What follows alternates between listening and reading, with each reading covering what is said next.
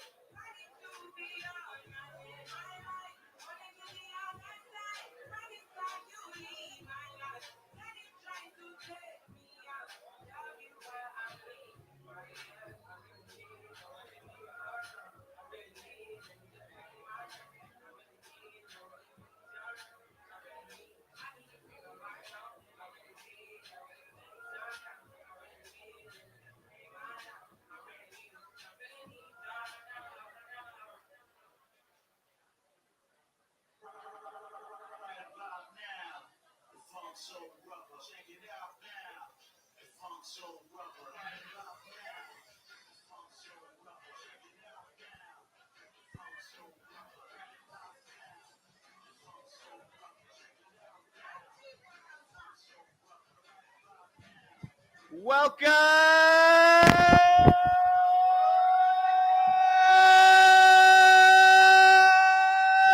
to Right About Now, everyone. We are your weekly homegrown grassroots organic poetry show that happens here every single Wednesday at the beautiful Avant-Garden. So this is not your mom and pop's boring ass poetry reading. No, this is a right about now poetry reading. And tonight, it's not just any poetry reading. It is a poetry slam. And a poetry slam is a competition where 14 poets have gathered tonight to share original works of poetry to you, the audience, and 5 random judges for scores. The judges are going to score those poets on a scale from 0 to 10. The poets will have no longer than 3 minutes and 10 seconds to share that original work of poetry. If they get the fraction of a second they go over 3:10, they will receive a half-point time penalty, an additional time penalty for every 10 seconds after that. Can we boo the time? Boo the time. We hate it. We hate to see poets penalized for writing beautiful work, but we also don't want to stay here all night long. So we got to keep it moving, y'all. We have 5 random judges in the audience. Audience, are we ready to meet our judges? Awesome. I'm going to go run and get my judge seat.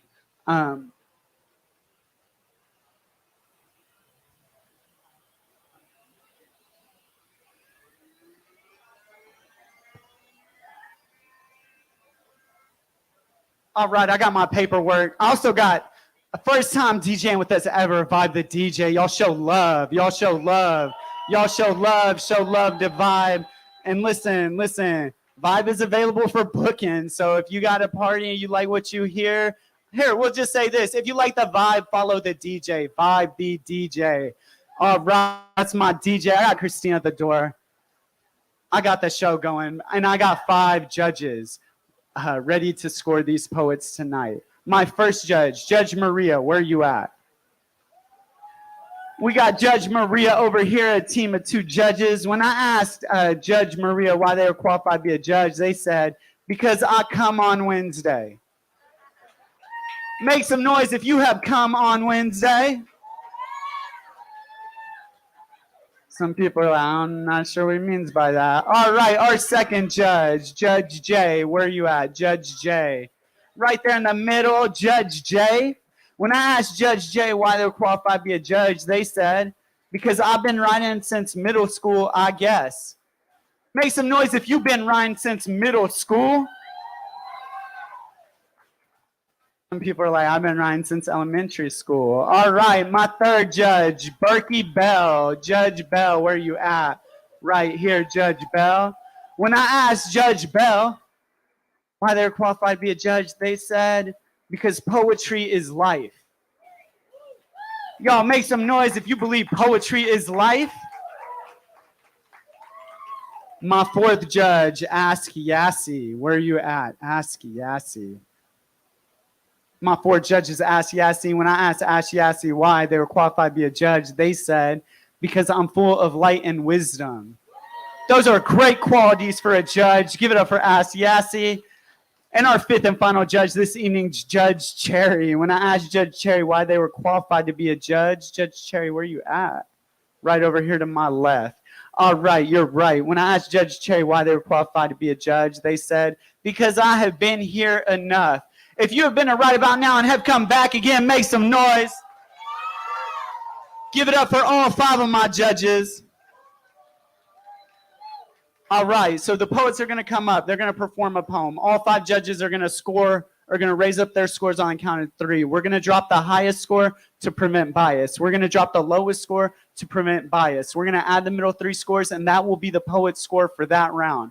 We're going to take our top 6 poets, advance into the second round in reverse order, and the top 3 highest scoring poets tonight will win cash prizes. Give it up for paying poets.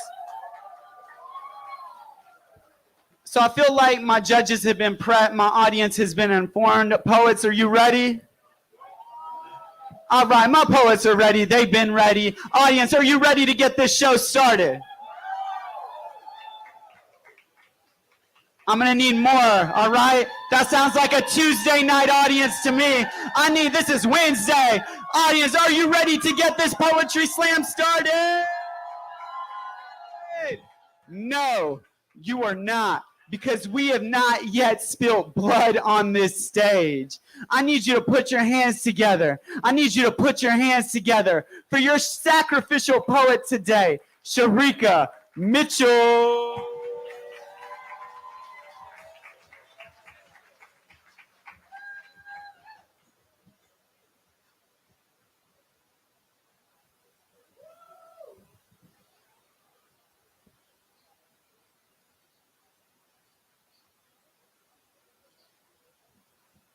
Freediver Budimir of Croatia currently holds the world record for surviving underwater for 24 minutes and 37 seconds.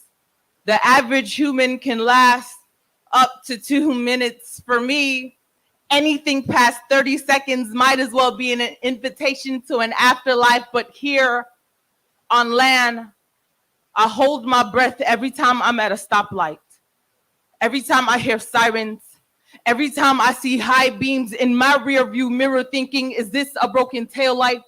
Is this when I stream live? Will I be able to let go of my breath to tell the story? I hold it while holding CDs, Skittles, my ID. They ID'd me black, so now I hold it while holding up my hands. Budimir held his breath to be a record holder. Black people still hold the world record for being human target practice. Some of us are holding our breath. It's better to play dead than end up dead. I wonder, do they still call it resisting in the afterlife? I hold it in awkward situations like being black and woman in a room filled with white privilege, knowing they will call on me out of convenience. I hold it while filling in the status quo, while being a token black girl because I can't be too black for these kinds of situations. I hold it while reading Facebook scriptures from white Jesus who don't see the sins in all lives matter and find comfort in silence. We're holding it because we're too black to fit into America's lungs. Nose not structured enough to fit into our father's last names. Our families warn us about the war outside, but what if your house is a soul-leaking gas chamber, 6-year-old sitting in fumes of your worthless? Do you know breathing become less easy when you're minded that you're not worth it? We give our black babies oxygen tanks when they step off the porch, but force them to hold their dinner tables, force them to hold their breath at dinner tables, beat them down with mistakes, blame it on tough love. I held my breath at a grocery store when this lady called her 2 black sons dumb, stupid, worthless like their father. I wonder, how would they hold their breath on the playground when they're casually running through their neighborhood, when they get pulled over, when they are in compliance, reaching for their wallet? Will breathing ever become easy if holding their breath is the only thing they've ever known?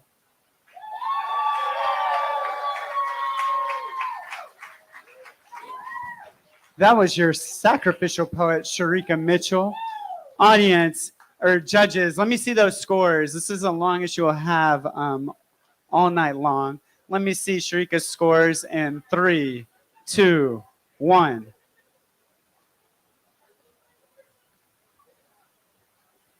All right, from low to high, we have an 8, a 9, a 9.6, a 10, and a 10. Damn the scores, give it up for the poet. Wu is right, we're going straight into our first round of poetry. Y'all put your hands together for Phil the Poet.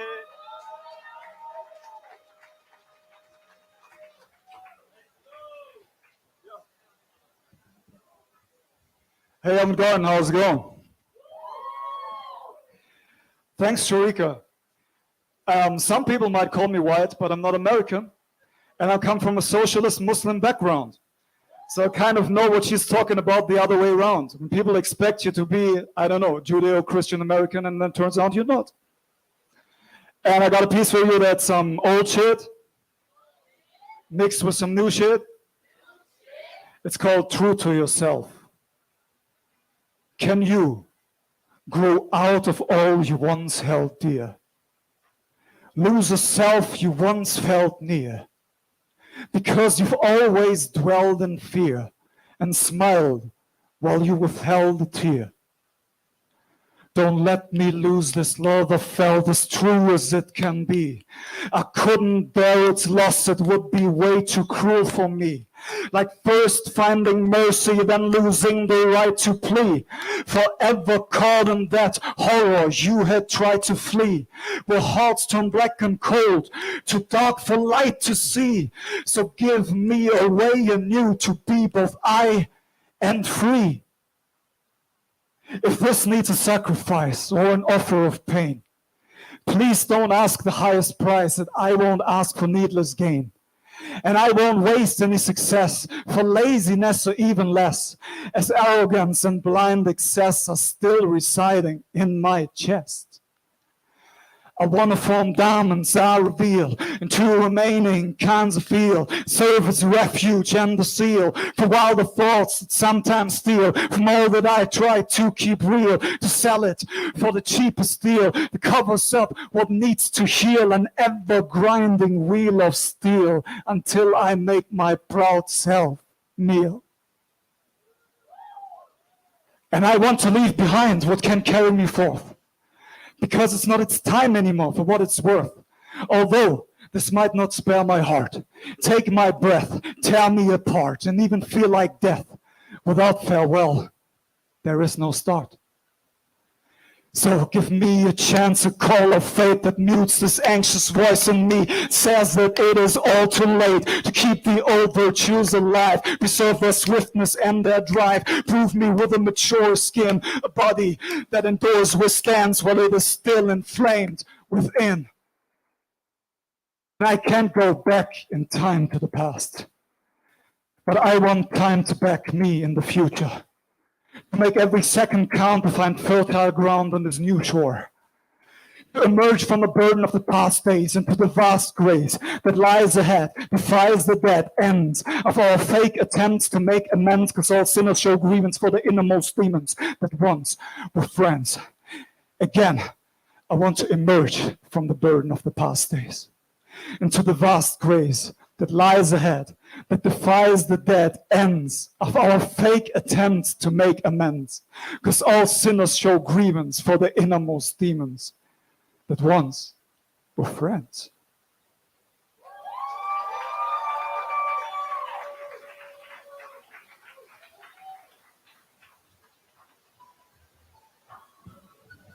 That was Phil the Poet. Voice of God, are you there? Barely been. I'm here. What was our Sacrificial Poet score? Our SAC score was a 28.6. Our Sacrificial Poet had a score of a 28.6. Judges, can I see the scores for Phil the Poet in 3, 2, 1? All right, from low to high, I have a 5. I got one, come on. I got a 6.2, an 8.7, an 8.6, sorry, and an 8.9. Damn the scores. Give it up for Phil the Poet. Give it up for Phil the Poet. And keep that energy going for the Prodigy True.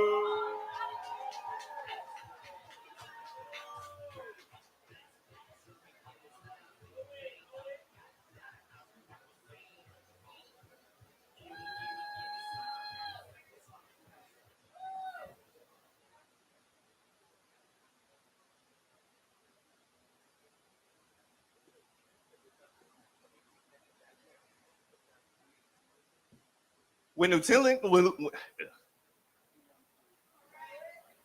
Lieutenant Governor Dan Patrick holds a press conference announcing the reopening of Texas, he tells the public there are more important things than living, and the future of this nation must be saved for our children. And Grand states that none of us plan to die, but man, we got to start taking some risks for the country. Me, thinking I had nothing in common with this sheep-faced heat devil dipstick looking like he listened to Limp Bizkit, because culture can't come out in a country where it don't know nobody. Dirty Dan and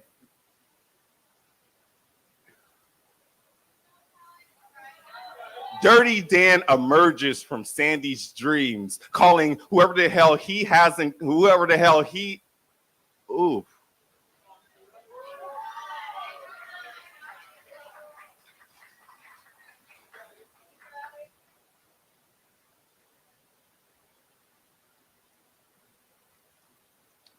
All right, third take. When Lieutenant Governor Dan Patrick holds a press conference announcing the reopening of Texas, tells the public there are more important things than living.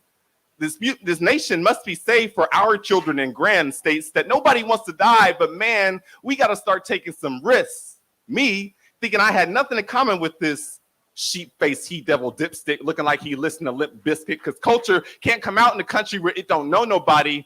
Dirty Dan emerges from Sandy's dreams, calling whoever the hell he's looking to for validation, man, a tiny mind developing a dystopia of a blank canvas-faced audience, staring, hanging on to his every word as the garments of his, as the fluids from his garments soak with blood and the bloody need for in the need for nourishment. I do not have this today. Okay. As his garments soak with blood and the smell of guilt and gun smoke fills his skin, igniting a scarlet sky of lies and deceit, blaming unvaccinated blacks for his whack ass inadequacies as a white man who, in 70 years of stealing space and time, accomplished no notable achievements other than being a sadistic, Haitian-hating piece of human garbage who fooled constituents and citizens into thinking was anything more than a sociopathic scourge on society, a snake, and a waste of a man. And now a song. Oh, Danny boy, the pipes are calling for your resignation. Reproductive rights a problem. You can't ban abortion, Dan, but what you can do is use man as an interjection to address your entire audience, and the men and the women who follow you will nod, and God, the real one, will remind you. We will continue to spill the names of the ill-revered queer kids born from the bodies of trans men forced into labor because you, man, didn't consider them human enough for adequate care. We throw shade at your dumpster fire of a career. Your biggest fear, the future of this nation, is inevitable. You hear me, Danny? We're here, we're queer, we're taking over. Get used to it.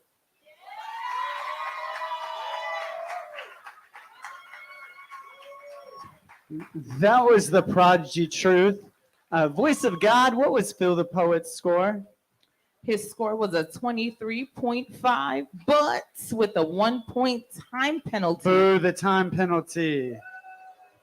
It is a 22.5. Phil the Poet with a 22.5. Judges, let me get the Prodigy Truth scores in 3, 2, 1.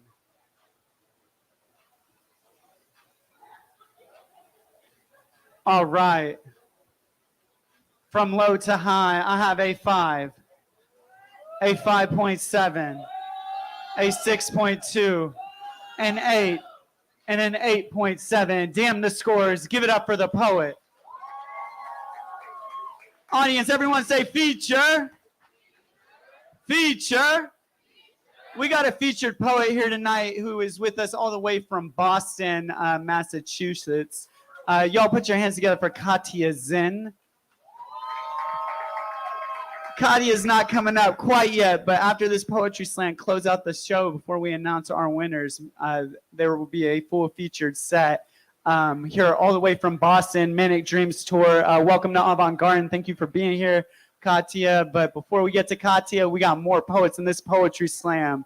You know what I'm saying? So next up, coming to the stage, we're building energy, we're showing love. We're building energy, we're showing love all the way to the stage for Janelle G.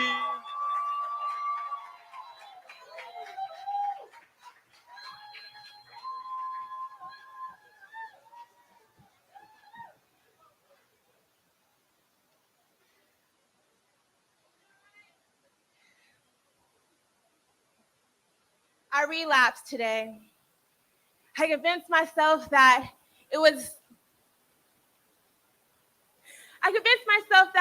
the medicine that was forcing my fingers down my throat when really it was me.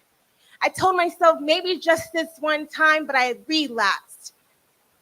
Have you ever stripped yourself bare, looked at your body naked, said I love you, and meant it? I have.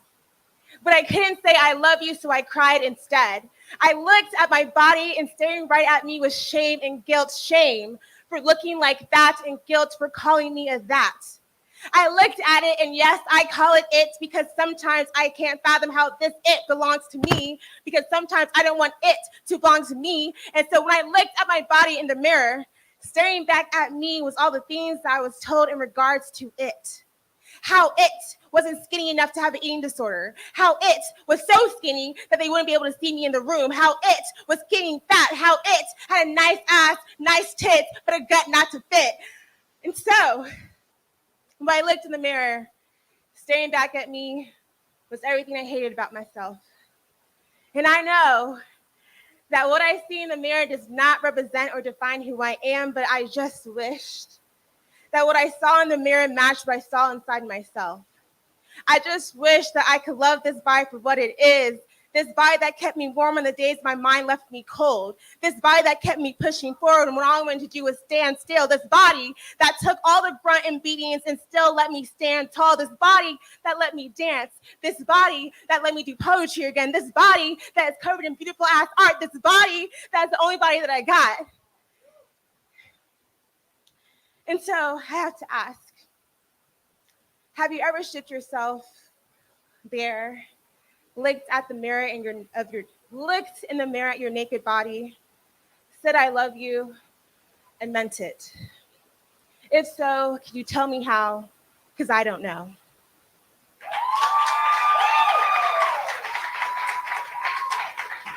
That was the poet Janelle G. The Prodigy Truth had a score of a 19.9. of a 19.9. But there's a 2-point time penalty. Again? Fuck time. What's going on? Yeah, fuck the time. With a total score of 17.9. A 17.9 for the Prodigy Truth. Judges, let me see Janelle G's scores in 3, 2, 1. All right, from low to high, I have a 7.8. Higher, I have an 8, a 9, a 9, and a 9.4. Damn the scores. Give it up for the poet. And keep that energy going for the next poet coming to the stage, Rocky.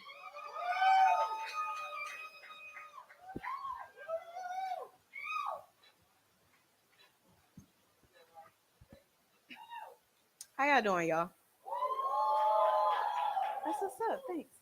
So I wrote this poem that I'm about to read from the perspective of the person that called me a bitch for asking if they were tested. So here it goes. You bitches.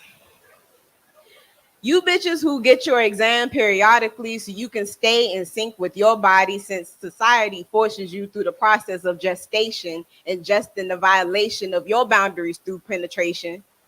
You bitches. You bitches who hype yourself up like you don't need nobody like me. You bitches who find solace in your solitude, not because of the abandonment of those who couldn't handle the care that you required, but you actually enjoy peace within your silence and company, since you'll be left tended to your own shit anyway, with and without me. You bitches. You bitches who finally wake up from that dream of your knight in shining armor wearing the pants of drama fit stitch seams, but only care about the jeans that come off after 3. You bitches. You bitches that finally realize time ain't free, and to even be in the same vicinity as you cost the fee plus interest paid in full. You bitches. You bitches that can get other bitches to support you without having to lie through your teeth. I hate you bitches. So when you come across another one of me that has that wide smile and dark eyes that can sweep you off your feet, remember it's another trick to get you off past and to lose track of anything that would be incriminating my ass. Though today is with me, know that I'll be back with your friend, and I'll show her all that I want to show her, and she can believe that it's not all just men. And when she comes back to you crying, saying everything that you said was true, remember, despite everything I show and tell you, I hate bitches like you. Thank you.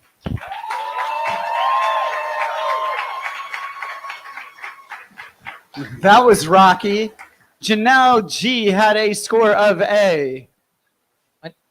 26. Of a 26. Judges, let me get Rocky's scores in 3, 2, 1.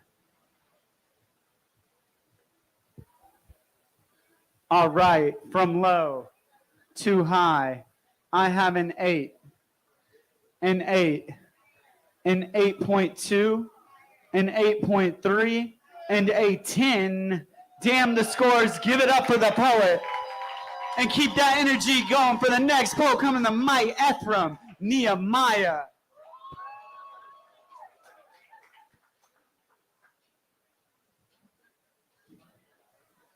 If you can hear me clap once.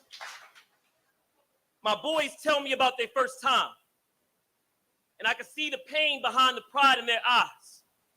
I realized they wasn't taught that boys like them were even capable of experiencing sexual assault. You know, it starts when we just kids. Grown folks be talking about us saying, there go my future husband. Oh, where my little man at?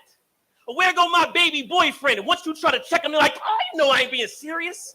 I'm just joking around. Like we don't know all the best jokes have a little truth in them. Because I was the punchline before. Just realized my own first time sounded like.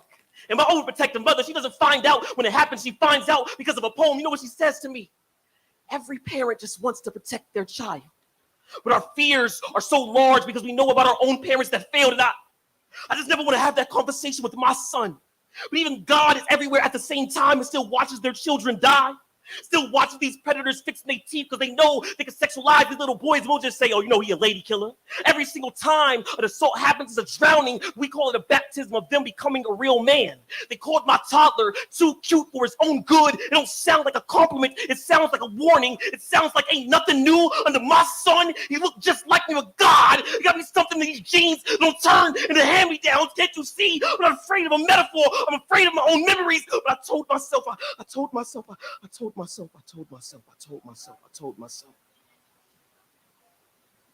This pain will not be passed down to my son. There will be no more generational curses to inherit. I rebuke a patriarchy that says we must wear our traumas like trophies, or that we must be silent in the face of those who gave us traumas in the first place. We teach our boys, don't smile too big in pictures, don't cry too loud when hurt, don't show fear in the face of danger. We turn our boys into abstract paintings, force them to show us how they feel, and then blame them when we don't understand what they're trying to say. 1 in 4 girls are sexually assaulted, 1 in 5 boys are touched, and those are only the numbers for those who spoke up. I just want us to be accountable for what we keep trying to put our kids in a child's place instead of putting them into a safe one. But trying to protect your child from the predators that exist in the world, ignoring the ones they are around every day, is like putting them in a lit chimney to protect them from the forest fire burning outside. But I refuse to let this be the story of my family. I will teach my son that we can express all of our emotions. I will teach my son that I'm always a safe place for conversation. I will teach my son there was a power in denying the things you do not want. I will teach my son how to say no, even if I'm still learning how to say it myself.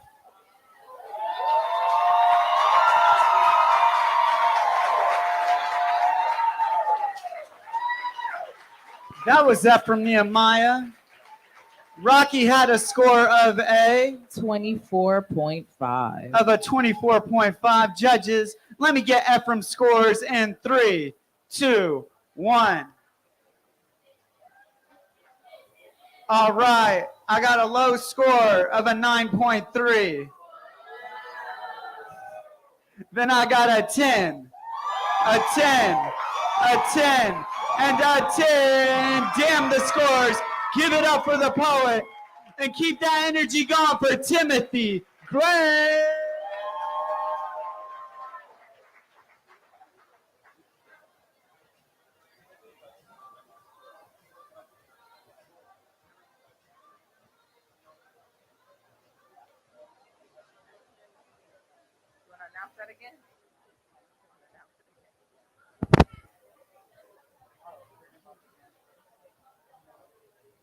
Hello.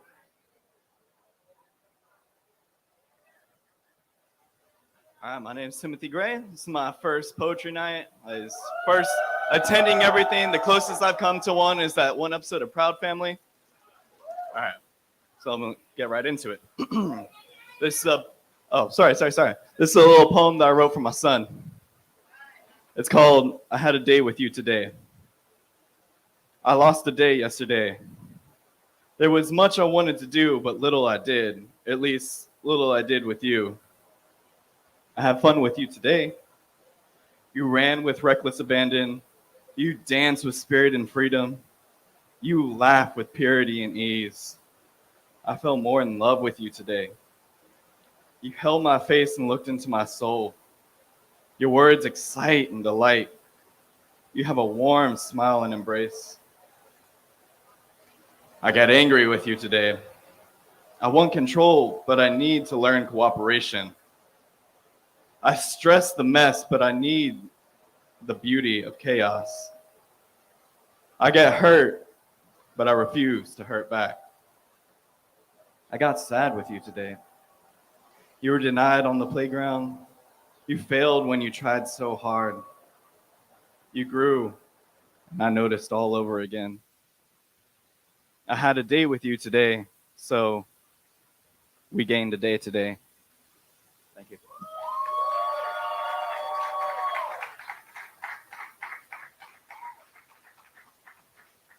That was Timothy Gray.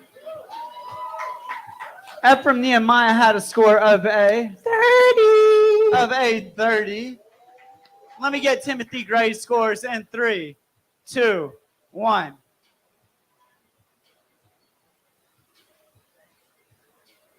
All right, from low to high, I got a 6.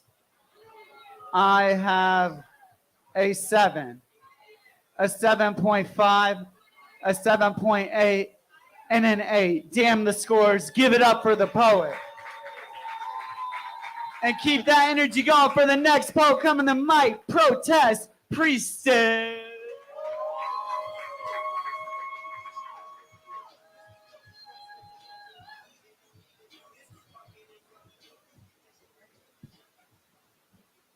Can y'all hear me? Okay. I'm going to try to do this from memory. Give me your huddled and your poor. We'll take them in, they said, as they opened the door. But once inside, they soon came to see that everything wasn't quite as promised it would be. They called on their foot soldiers to hunt and to kill, gave guns to men who lived for the thrill. They made servants of women and enslaved a whole race of people because they worried their powers combined might make America unequal. So they held them down, head underwater, refused to let them thrive, and instead led them to slaughter. Like children to a classroom now painted with blood, tears of the brokenhearted wash over us in floods. America's unusual addiction to these merchants of death has led far too many to take their last breath. Let freedom ring, they sing full of joy while they keep cages full of brown-skinned men and boys shackled and chained to this dream of freedom. But what dream is this, America? At what point can we call it what it is? A nightmare. A wolf in sheep's clothing, a democracy rapidly decomposing, a slimy politician promising powerful change and then pocketing those promises along with paid partnerships from corporations who they deem to be people, but minorities who they do not. They can't go outside without fear of being shot. Who you can love is still up for debate, and a woman's rights are being decided by the state. The audacity of America to claim we're free from sea to shining sea when all I see is a land of inequity, built on the false ideology of white supremacy, full of hypocrisy, misogyny. There is no equality under a patriarchy. What we have is an oligarchy, where the rich rule the land and they pit us against one another. Because as long as we are fighting each other, we're not fighting them. And they know that if we ever united, we would absolutely win. So people, I beg you, rise up and take heed. These wealthy politicians, they don't care what we need. We have to stand strong together as one people and demand that we are finally all treated as equals. Individually, they may be able to defeat us, but together, they have absolutely no chance to beat us. America the Audacious, your time is done. You've had one hell of a run. But now it's time for you to sit down and we'll tell you a story of how the people took the power back and lived on in glory.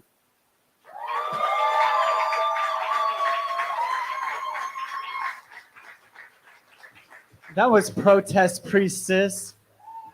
Timothy Gray had a score of a 22.3. of a 22.3. Judges, let me get Protest Priestess's scores in 3, 2, 1. All right, from low to high, I got a 7.3. I have a 8, an 8.4, an 8.5, and an 8.7. Damn the scores. Give it up for the poet. And keep that energy going for the next poet coming to the stage, Ricky Weiser. You had a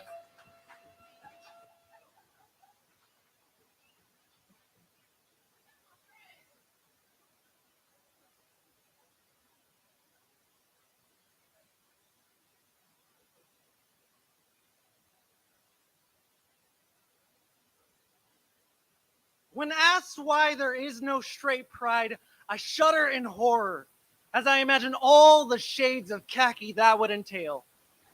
I imagine the parade and how it would look like a traffic jam with floats sponsored by Old Navy, Werther's Original, Dasani.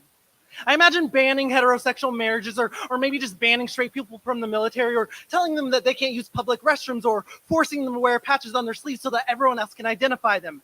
I imagine what it would look like if being straight were illegal and we arrested them, stoned them, waited outside bars, harassed and beat them, yelled breeder as they walked past. I imagine refusing to work with straight people or provide health care for them or watching them waste away from diseases like diabetes. I don't have to try hard to imagine these things. You see, this is the history of my people. Pride is a reminder of rebellion, of how far we have come, of how much further we still have to go. I shudder at the apathy displayed by these people because they will never know the fear of coming out or going on a date or holding hands or feeling like you don't belong or being told that you're an abomination, going to hell. Damn, but it's not my job or anyone else's in this community to educate you on this. Nobody taught us, so why should we coddle the ignorance of people who refuse to educate themselves? A simple Google search is all it takes. I'll even give you a head start. Look up Stonewall. Look up Gay is Good, Harvey Milk, Reagan and HIV, Polari, conversion therapy, marriage equality, Matthew Shepard, trans military ban, Pulse nightclub, Texas adoption regulations. I could go on and on. You see, there are plenty of reasons why we need pride. When I think of pride, I think of all the friends I've buried over the years, those who were never accepted. I think of broken, bloody, defiant. I spent years ashamed of existing, tried praying away the gay, lied about all the good in my life, still hesitated to call someone boyfriend, struggle to imagine a life where being gay doesn't end in me being dead and you want to cheapen our struggle, something that we never asked for just so that you can have a parade too. When asked about straight pride, I shudder in horror. Straight pride wants to celebrate existing while we have been fighting to survive. When I imagine that parade, I imagine a funeral procession and you dancing on our graves. And I wonder why you're okay with that.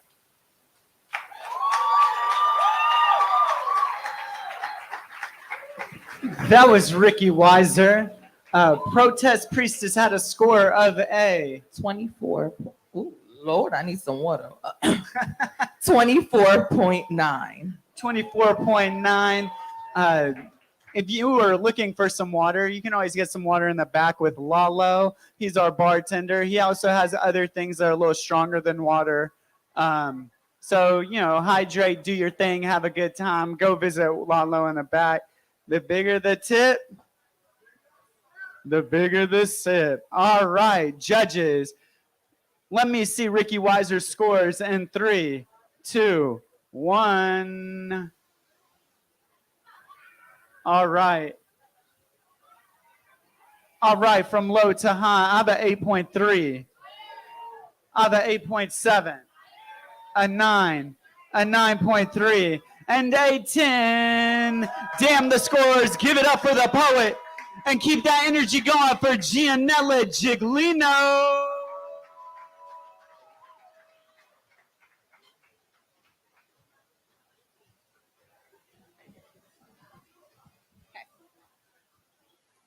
Hi, my name's Gianella, and this poem is titled Broken Spanish.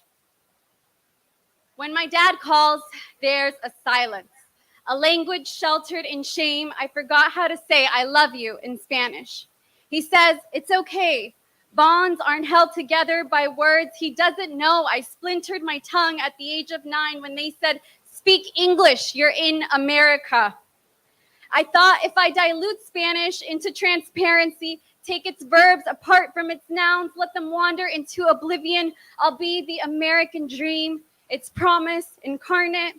But now I run and run, broken in half, trying to meet in the middle. I am angry for the language that buried their accents in their throats, for international money orders that did not always arrive in time for the surgery, for the graveyard shifts that turned into underlying conditions, for international money, for the goodbye that could only travel through a landlines, for the lives they lost chasing survival in this one. I am sad. I don't understand the punchline of the joke. The lyrics of the song are proverbs I never learned. I can't tell him my dreams because I don't know the translation of my job title. I pause.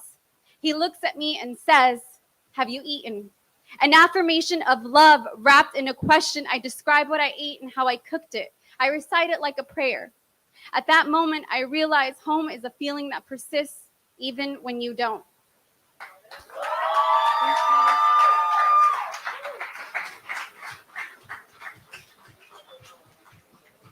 That was Gianella Giglino. Ricky Weiser had a score of a 27. Of a 27. Let me get Gianella's scores, judges, in 3, 2, 1. All right, from low to high, I have an 8. I have an 8, an 8.5, an 8.7, and a 9. Damn the scores. Give it up for the poet. And keep that energy going for the next poet coming to the stage, Just Jabri.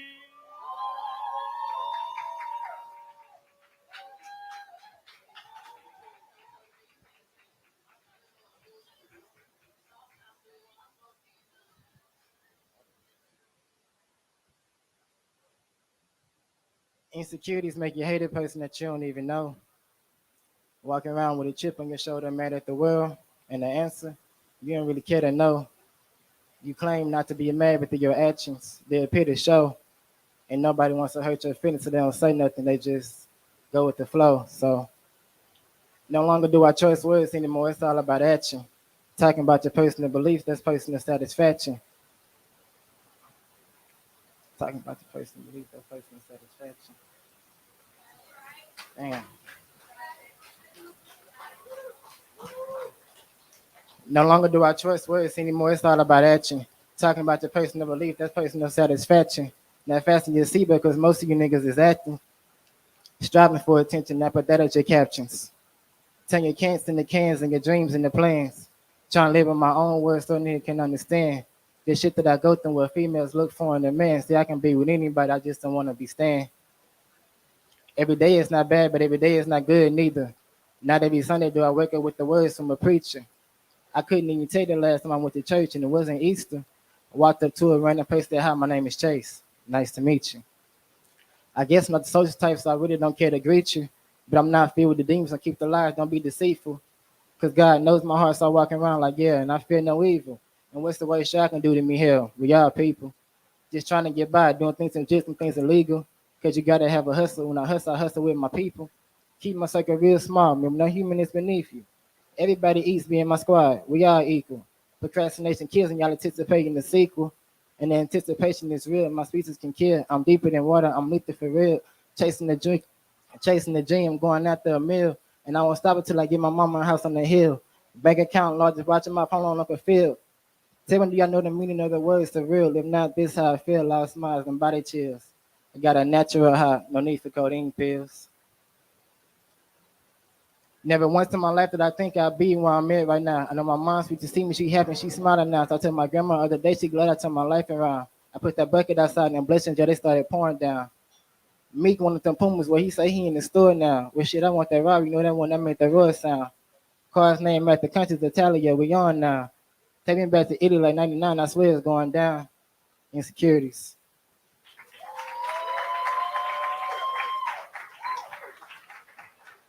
That was the poet Just Jabri. God, what was Gianella's score? 25.2. Gianella had a score of a 25.2. Judges, let me see Just Jabri's scores in 3, 2, 1. All right, from low to high, I have a 6.5. Boo, I got a 7. I got an 8. Higher, I got an 8. And I got an 8.3. Damn the scores. Give it up for the poet. Make some noise if you're having a good time tonight. And keep that energy going for the next poet coming to the stage, Zach Blunt.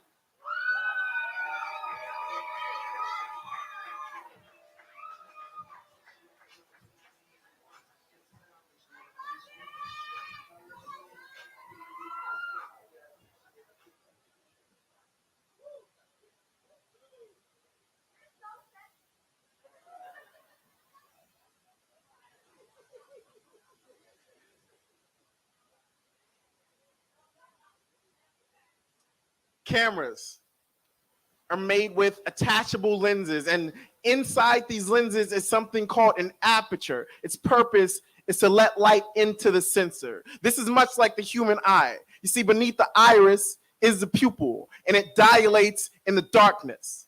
This fascinates me, how adaptable the human body can be, how we are designed to see even in our darkest places. And I wonder if this applies to things unseen by the human eyes. Like when depression cloaks the mind in the dark, what if the heart starts to dilate, opening up its aperture, letting in the light, boosting the saturation, pumping up the exposure, pushing back the shadows, and letting the highlights illuminate the memories? It would be so nice if the brain processed like a light room. But this is not how it works.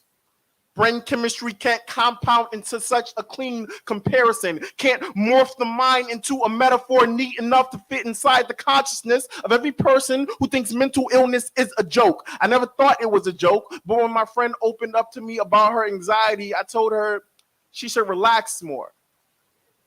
I didn't realize how unhelpful this was until the panic attack took my breath away. And herein lies the problem. We don't know what we are talking about until we feel what it feels like. Like the most universal experiences are also the most subjective ones. Like how can we all feel emotional pain, yet it is still so difficult to explain, even for me, the poet, whose purpose is to take abstract concepts and make them more concrete. And here is the part when I bring back the metaphor about the aperture opening up, letting in the light so you can finally see what I'm saying. But some of y'all still won't understand how this poem is not about depression or anxiety or any isolated emotion for that matter, but rather all of these feelings and how hard they are to talk about. And even when we find the word to say how we feel, there's a person out there that won't believe it is real. A gaslight in the chamber is cause for combustion. And you wonder why so many people are out of their minds, why so many people blow out their minds. And I know correlation does not always mean causation, but a rising suicide rate has to say something about a society who thinks empathy is only as deep as aesthetic. And here is where the imagery falls apart. Because we are in the dark and our eyes are wide the fuck open. But what about our hearts? When will they dilate? Can they let in the light?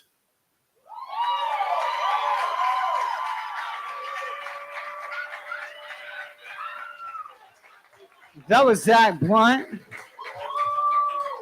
Just Jabri had a score of a 23. Of a 23. Let me get Zach Blunt's scores, judges, in 3, 2, 1.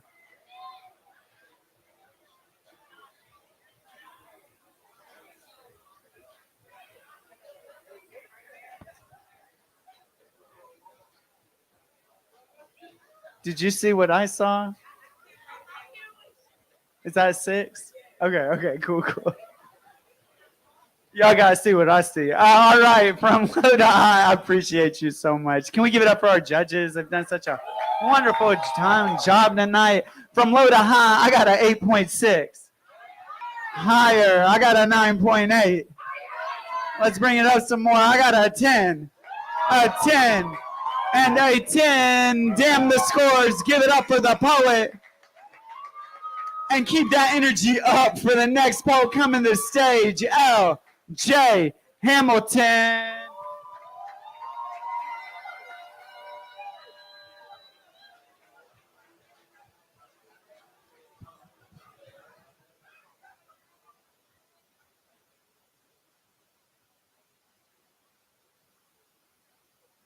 All right, so I'm gonna need everybody's help with this next piece, okay? When I do like this, I want you all to say, you don't get that shit both ways as loud as you can. Let's try it. All right. Either you is or you ain't a bigot. You don't get that shit both ways. You don't get to tell me that God is a God of love and then preach me into eternal damnation if I ain't saved, you see. You don't get to stand in pulpits and teach flops some misinterpreted bullshit while ostracizing the liberal activists who foster progressive change. You don't get to normalize fear in our culture and community and then lie about this being the home of the brave. Too many of us are too busy blindly following that land of the free narrative to even take the time to notice the slaves. Yes, we are the slaves in this system. Yes, we are the willing victims. We are the whenever, wherever, whatever, however storyline best fits you. We are the anguish and the hatred and the quick to see a homeless person and dismiss you. We are the religiously and politically divided, non-uprising online tyrants who would rather tear down than uplift you. We are becoming everything that we were meant to. This is the program that was installed and instilled within you, and it's still within you. Either you is or you ain't a bigot. You don't get that shit both ways. You don't get to say all lives matter and then get mad when I advocate for black ones to be saved. You don't get to use an isolated incident as an excuse while I'm standing over George Floyd's grave. You don't get to illegitimize my fear just because your neighborhood is safe. You don't get to work with me if you cannot position yourself to hurt with me and realize that this country is in an extreme state of emergency. Their plan is working perfectly and fervently spreading like wild, burning trees. We are the forest. We are the chorus that has somehow lost our voices. The powers that be dictate our choices, and most of us don't even know this. We too busy with social media to pay attention to what the powers that be are feeding us: racism, prejudice, bigotry, bias, and most of us still status update and eat it up. Take a second to think. Take a moment to blink. With flashes of eyelashes, you'll realize that not everything is what it seems. You don't get to force a belief system just because you believe in it. You don't get to have private behind closed doors meetings about world peace if you ain't willing to share what the secret is. You don't get to tell us racism no longer exists as long as we live, we breathe, and we see this shit. You don't get to say love is a universal language and then get mad when members of the LGBTQ community start speaking it. Listen, either you is or you ain't for change. Either you heal or you cause the pain. Either you is or you ain't a bigot.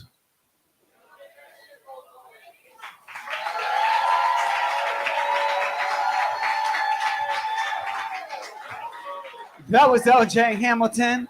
Zach Blunt had a score of a 29.8. Of a 29.8.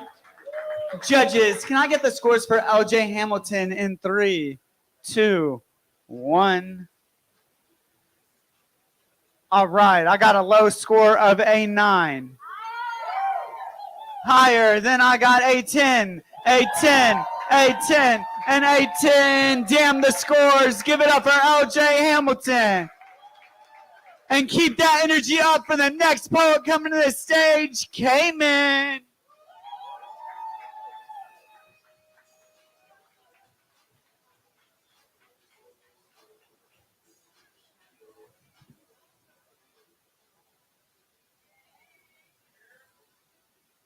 I got connected with this barber through a friend of mine. My other barber bullshitting, but it just be like that sometimes.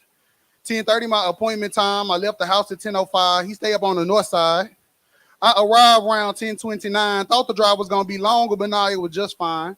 I hopped out the car and then I walked to the door. Little did I know what I was in for. But let's go. So the door was opened by a skinny bright nigga with braids. He looked familiar, or he could be kin to the bad shades. He say, "Hey, what's up, bro? My name Trent." I said, "I'm Cayman. I'm who old boy told you that he sent." He said, "Cool." He led me through his house to a room with the barber chair. The house was decorated and it smelled good up in there. Peeped some weed up on the counter, was molded enough to share. I didn't mind. I took a seat. He proceeded to cut my hair. He didn't ask me what I want. He said he already knew.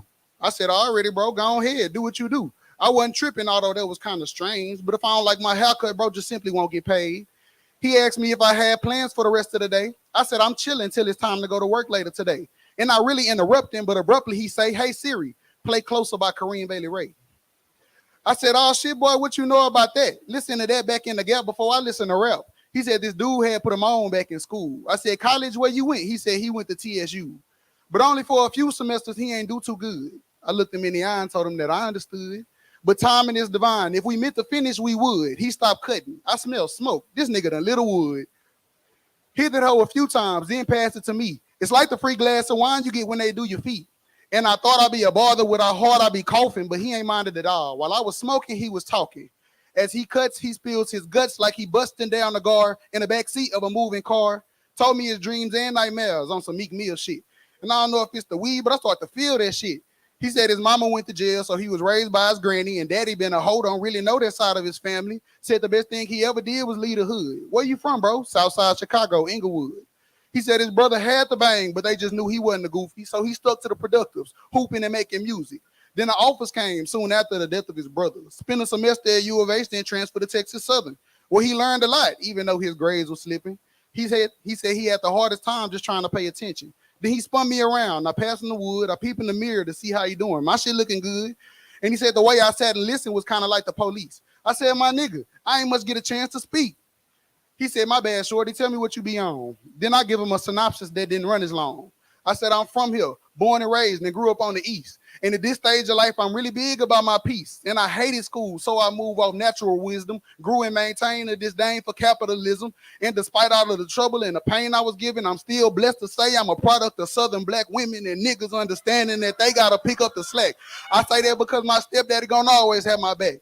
Big titty baby always laid up under his mama. And I grew up in the church. I'm still unpacking that trauma. You don't even want to get me started," he said. "I could still feel the welts on the back of my leg from the beatings that I got from a belt or a rod when my granny say she beat my ass in the name of God."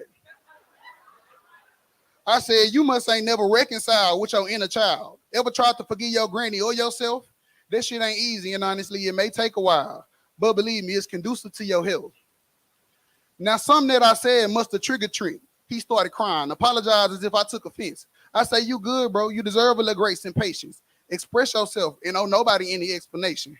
Niggas love boasting about how much shit don't affect their ass, not knowing they prolonging the feelings that need to be felt, because them emotions will come back to bite you in the ass. So deal with them before you end up getting dealt." It went silent after that for a minute. Caught each other eye in the mirror. He wiped away his last tear. He placed his hand up on my shoulder and squeezed it. Said, "Thank you, bro. Think that was something that I needed to hear." He turned around looking for products in his barber caddy, and I'm sitting there giving life advice like I'm somebody's daddy. But as soon as the alcohol hit the back of my head, I opened my eyes and found myself back in my bed. As I collect myself, I'm realizing it was all just a dream. And to this day, I'm still trying to figure out what the hell it can mean.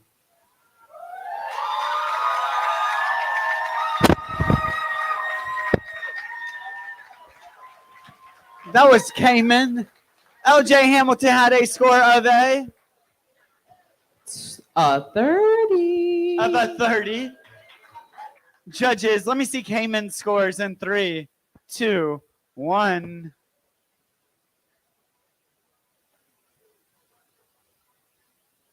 Got one more score we're waiting on.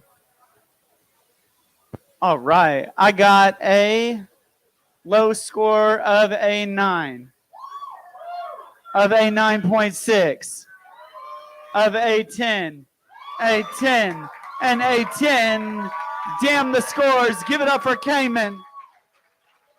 And keep that energy going for the next poet coming to the stage, Marsha Spoken.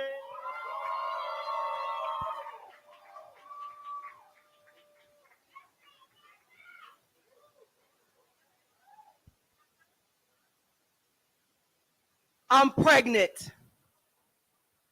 And I'm about to give birth. You can either stand by on the sidelines or give your family and friends a high five because I'm pregnant. And all I got to do is push. Push through those labor pains of life that say, I can't take this. I need some Demerol. Because see, I've been pregnant for far much longer than 9 months. It's been 50 years and counting. And this baby is growing and literally about to bust outside of me. My feet are swollen from standing on stage after stage, holding mic after mic with no opportunity to get paid for what I love to do because this poetry, it is my ministry. I'm pregnant and I'm about to give birth. Push through that morning sickness of throwing up, feeling like my poetry's in a rut, trying to figure out when I'm gonna make my full-time job, my part-time job, and this part-time job, my full-time job. But you pregnant too. You pregnant with getting out of a relationship that is no longer healthy for you, and all you got to do is push. Leave the clothes on the table and say no more. And you pregnant with going back to law school, and you pregnant with going back to medical school, and you craving for the knowledge with the refrigerator light, and you got to walk across that stage before your waters break. And you pregnant, and you pregnant, and you pregnant, and you pregnant, and we all pregnant. And all we got to do is push. Push through that self-doubt. Push through that self-hate. Push through that tendency to procrastinate. Push through that addiction to sex, alcohol, weed, reality TV, and IG. Push through living from check to check. Push through going from job to job, man to man, woman to woman, club to club, church to church. Push. Push. Push, push, and let your purpose come out. Thank you.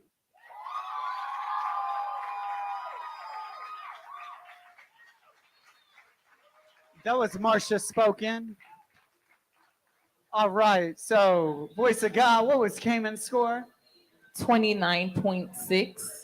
Cayman had a 29.6. But a 3-point time penalty. Boo, the time penalty. So the score is now a 26.6. A 26.6 for Cayman after a 3-point time penalty. Judges, let me get Marsha spoken scores up in 3, 2, 1. All right, I got a low score for Marsha spoken of a 9, of a 9.2. Of a 9.7, a 9.8, and a 9.8. Damn the scores. Give it up for the poet. Can we give it up for all 14 poets that blessed us in the first round? So we're going to tabulate who the top 6 scoring poets are. We're going to bring them back for the second round. Before we go into the second round, it is my favorite part of the show. It is the 30-second selfie break. So here's how it works. On the count of 3, all right? You're going to get up out of your seat. You're going to introduce yourself to someone who you have never met before in your life. You are going to ask them if it's okay, give them a high five. If they don't do high fives, do an air five. If you don't do air fives, do a peace sign. And you're going to take a selfie with each other and tag us on social media at WAN Poetry, right about now, Poetry. All right, so Vibe the DJ, I need you to cue up a saucy song for me in the back. Audience, we're going to do our selfie break here in 3, 2, 1.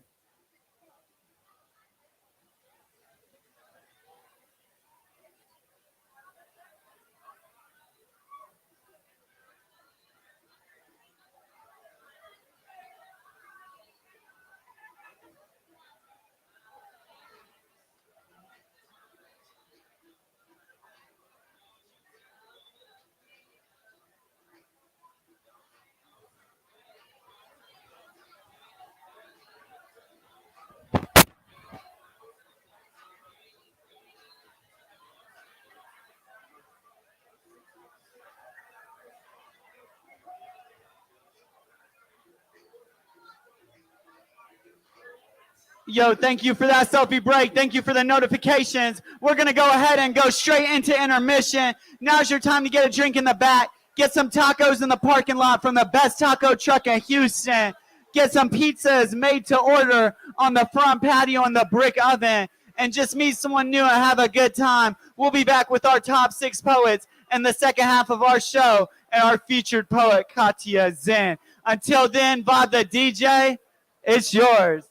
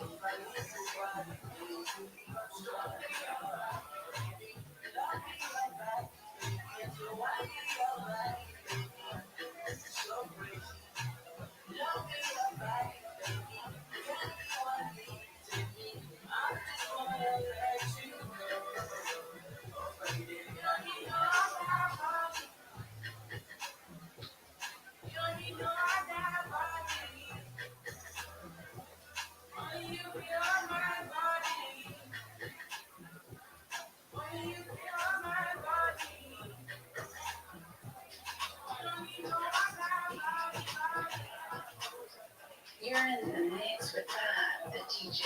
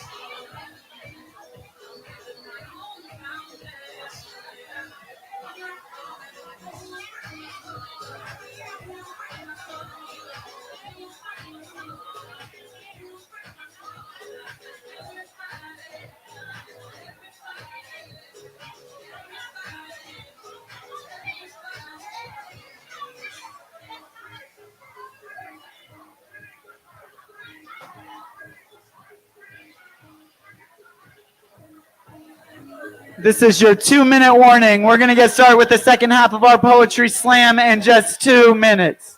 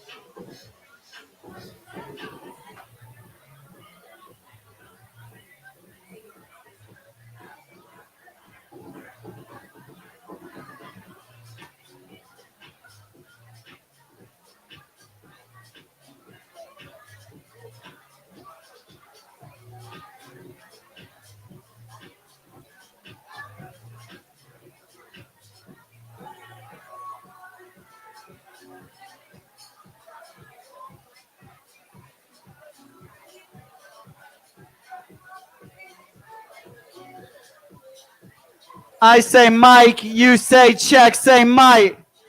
Might. I say re, you say spec, say re. Re. I say second, you say round, second.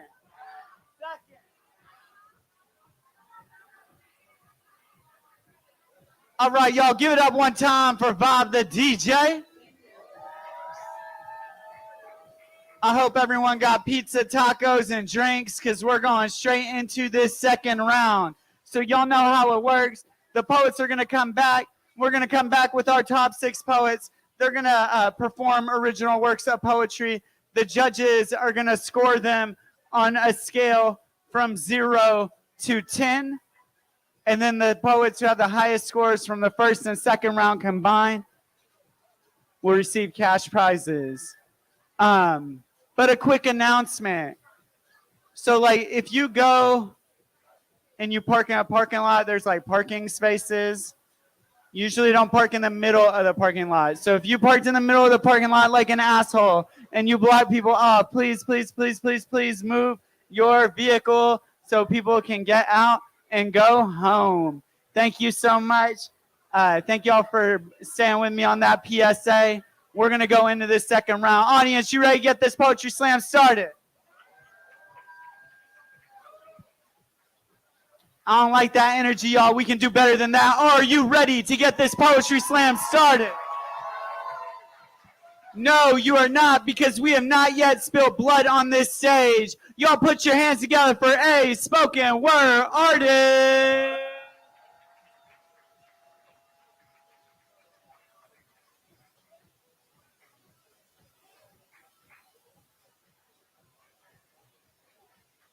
Everyone say rewind. Rewind. Put your hands together. Our sacrificial poet coming to the stage is R.J. Wright.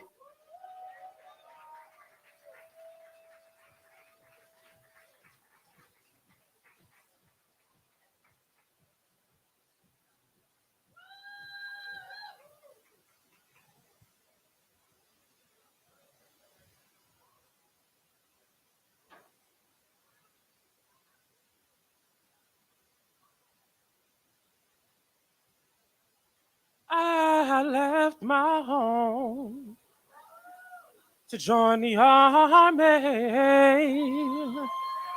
The day I left, my mama cried. She didn't know if I would survive. I'm an American soldier. I'm a warrior and a member of a team. I serve a country that does not value my voice. Simply closed captions me to fit whatever narrative they deem patriotic. America be so star-spangled awesome and sees boys wearing skin like mine as crimes in progress. If you never put on a uniform, don't tell me what I'm fighting for. I learned early the ideal of mission first, people always, and soon after the reality of mission first, mission always. You don't know pain, so you know the remorse of survival. Soldiers, hot shrapnel of battlefields we never leave under our uniforms and in our memories. Uncle Sam might molest you, but he pays for college. Hey! Dysfunction is not to be spoken of outside of this family, this uniform. It's family, this formation. It's family. What's left in this foxhole stays in this foxhole like arms, legs, sanity. I will never leave a fallen comrade. I will never accept defeat. I will never quit. I will never quit. I will never quit. I will never quit. I took this oath without reservation or purpose of evasion. Being a soldier means being caught between politics and Wall Street. The military are America's middle children, the forgotten GIs whose broken bodies and tombstones are receipts for this American way of life. You know, we can't worry about the war games being played on the home front while playing politics in foreign sandboxes. Having home in your sights will only get you boxed in to a 21 gun salute. Hey, detail, attention. Hey, hero, tuck your teeth back into your fucking head. Ain't no smiling and attention. On the cool basic training was the funniest place I was never allowed to laugh. I heard so many jokes, y'all. Like 40 veterans walk into a hospital. They die while waiting for treatment. What do you call a soldier with no legs? Medically discharged. What does America call the veterans that it loves so much? Homeless. What do you call a convoy caught in an ambush with no help coming? A funeral procession. What do you call a soldier whose spouse cheats on them while they're in a combat zone, a suicide risk? Did you hear the one about the soldier who never made it home to see their newborn? Why aren't you laughing? Haven't you learned to adapt and overcome yet? Isn't it funny how everyone is thankful for your service, so you ask them to make a sacrifice?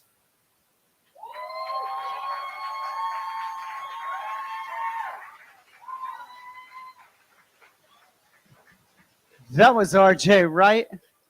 Marsha Spoken had a score of a 28.7. Of a 28.7. Judges, let me get RJ Wright's sacrificial score here. In 3, 2, 1.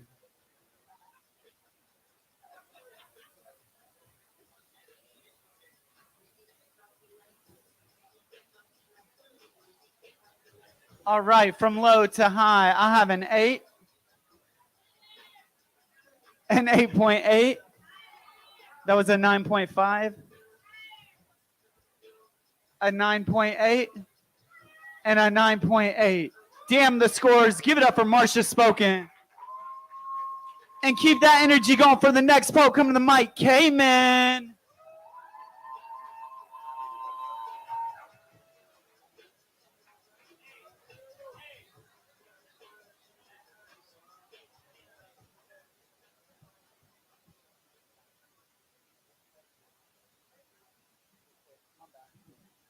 Everyone say bad host. Yo, I have a hard time with orders sometimes. That's the way my mind works. It's so abstract. Anyways, so everyone say rewind. We're building energy in the front, in the middle, all the way in the back. We're bringing up to the stage Marsha Spoken.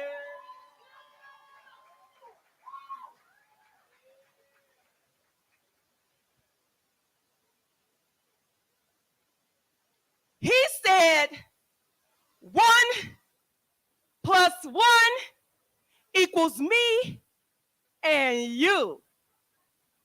I said 1 plus 1 equals 2. Much for you. See, men always want what they see. But once achieved, he couldn't stomach me. His eyes were bigger than his appetite and needed bluer vision. He kept saying, all I see is 2. Too black, too strong, too nappy, too happy, too loud, too much work. My name is Marsha. Check. How much too much? Check. You may look. Check. But do not touch. Ketanji Brown had to dumb down her credentials. In a room full of jealousy, be smart, be appeasing, but don't you dare appear to be more intelligent than your colleagues. Don't leave with your degrees. They'll label you as overqualified. Look at her with all that masculine energy. Before Michelle was an Obama, she was a Robinson, Harvard trained, Princeton law, but labeled aggressive, assertive. Just be Barack's wife. Don't you dare try to have influence in this life. Issa Rae, Shonda Rhimes, and the great Madeleine Albright, who said there is a special place in hell for women who don't help other women. We need more doulas, more aunties, more grannies, because girls can be ratchet. But not at the mayor's ball. Some days will require you to be classy. The fork is placed on the left side of the place setting, just in case you find yourself seated next to a crown queen. And yes, we as women, we hold the power of the P. We are the gatekeepers. If all of us in this room said no, there'd be no cheaters. He said, how tall are you? How old are you? I guess little booties matter too. You should do more sex poems. You speak too basic, not enough personification. Don't nobody want to hear that People want to be entertained. Not enlightened. He said your aura is so bright, so I should reduce my light. So to appear not to be taller than you, PhD in apologies, because you can't stand when I speak. And I've never been harassed by the police, but I know how it feels to be surrounded and can't breathe, surrounded by suits and a mahogany board. I'm bored, so I ask questions. They say, Marsha, ask after the meeting. I suffer from corporate PTSD. This is a man's world. But if it's going to be birthed in this earth, it's coming through a woman, my womb. They said, you should be, if you really want that job, if you really want that promotion, if you really want that man, if you really want that husband, you should just be quiet. Be his lady, be his freak, be his ride or die boss, be everything to everybody. Just don't be yourself, because that would be too damn much.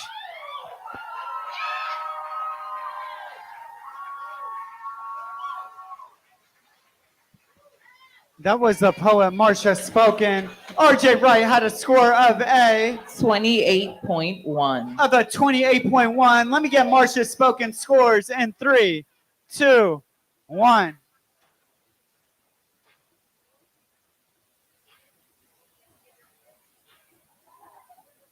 All right, from low to high, we have an 8.6.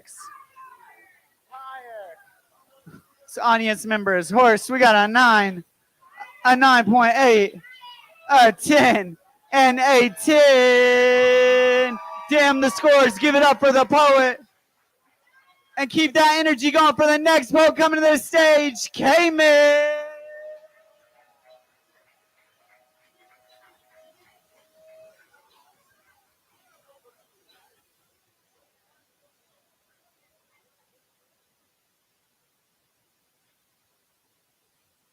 Hey, Cayman, how you doing? It's me, yourself. I see you going through it. Thought you could use some help, a little guidance in your life, a little advice, a few words to help you sleep better at night. Okay, your slapbox fight Fred after track practice. They really trying to see if you the bitch that you been acting like, because you be crying and emotional at times. They speculate that you're gay, but you only towing their line. And so you throw your open hands, trying to let these niggas know the allegations inaccurate. You ain't never been no hoe. And you swing slow, but them bitches hit hard. Let niggas know what's up next time they come around here pulling cards. Float like choke on good dope, sting like extension cords. He'll play with somebody else next time he bored. Vindicated from allegations, sensations of satisfaction. Them real feelings start to kick in once you recall what happened. Slapping faces back to back. With every hit you said, bitch. But with lover turn fighter cause for internal conflict. That of which you ain't a stranger to. In fact, you're well acquainted. Another battle in the war that you have with yourself, ain't it? Cayman versus Cayman, playing other people's rules. It don't matter. This the battle even the winner finna lose. It feel like waiting on your daddy and he never come and get you. Feel like trying to be yourself, but yourself won't even let you.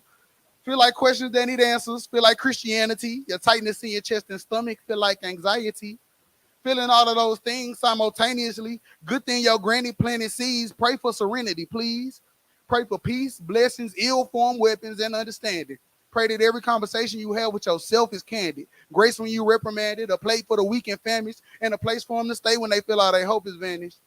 But I just want you to know that you gonna be all right. There'll come a day when you'll get to lay to rest them demons you used to fight. Won't stay up late contemplating life. You'll make it through them nights. You hate yourself right now, but I promise I'll get you right. One day you'll wake up in the morning and you love who you be. Steady staring out in the mirror because you love who you see.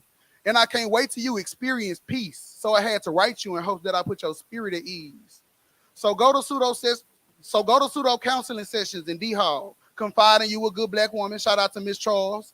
She'll tell you things that to this day remain true. Like how the love that you're looking for resides right inside of you. So get your ass up from singing sad songs and sitting in the shower. Keep loving how you do because there's really no superpower. Until next time, big dog, just let your light shine. And go to sleep tonight knowing that everything will be fine.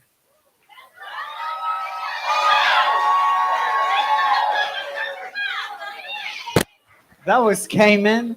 Marcia Spoken had a score of a 28.8. Of a 28.8 judges. But with a 1 point time penalty. It is a 27.8. A 27.8 for Marcia Spoken after a 1 point time penalty. All right, judges. Let me get the scores for Cayman in 3, 2, 1.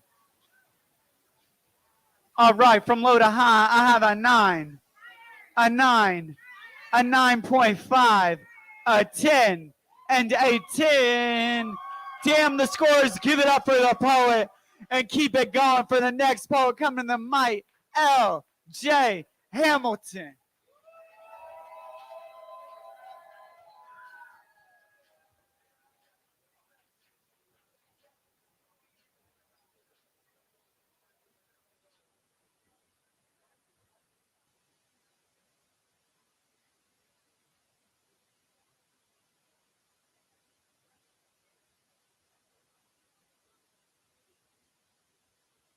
Show love to the melanated thick thighs with the stretch marks I like to call kiss lines that are probably there as the result of fluctuating weight or her sacrificing her temple as the gateway to give your kids life.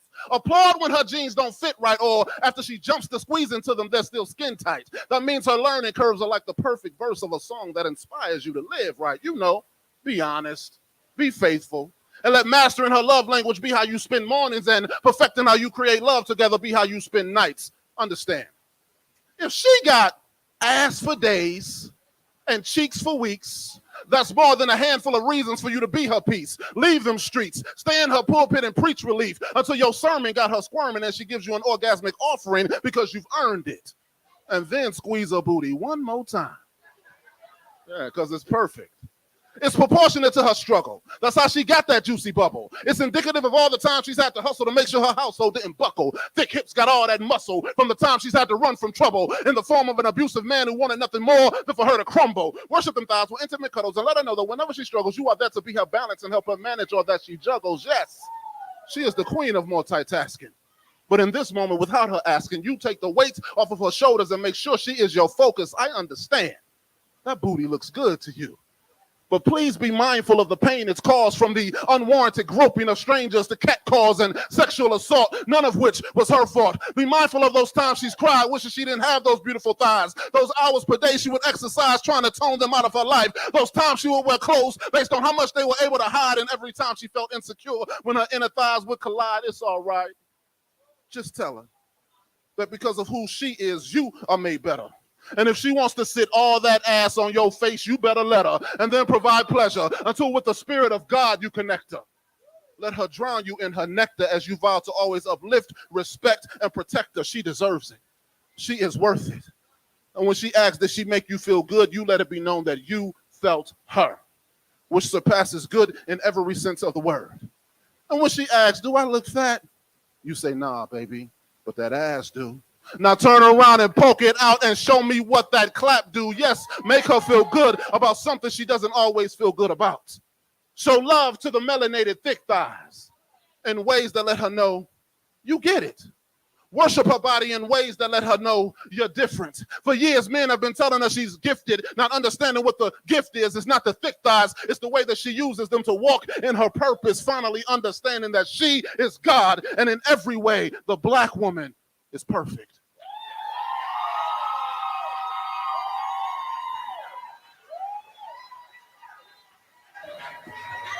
That was L.J. Hamilton. Came in had a score of a 28.5. Of the 28.5 judges. Let me get L.J. scores in 3, 2, 1. All right, I got a low score of a 10. Y'all give it up for L.J. Hamilton. And keep that energy going for the next poet coming to the mic, Zach Blunt.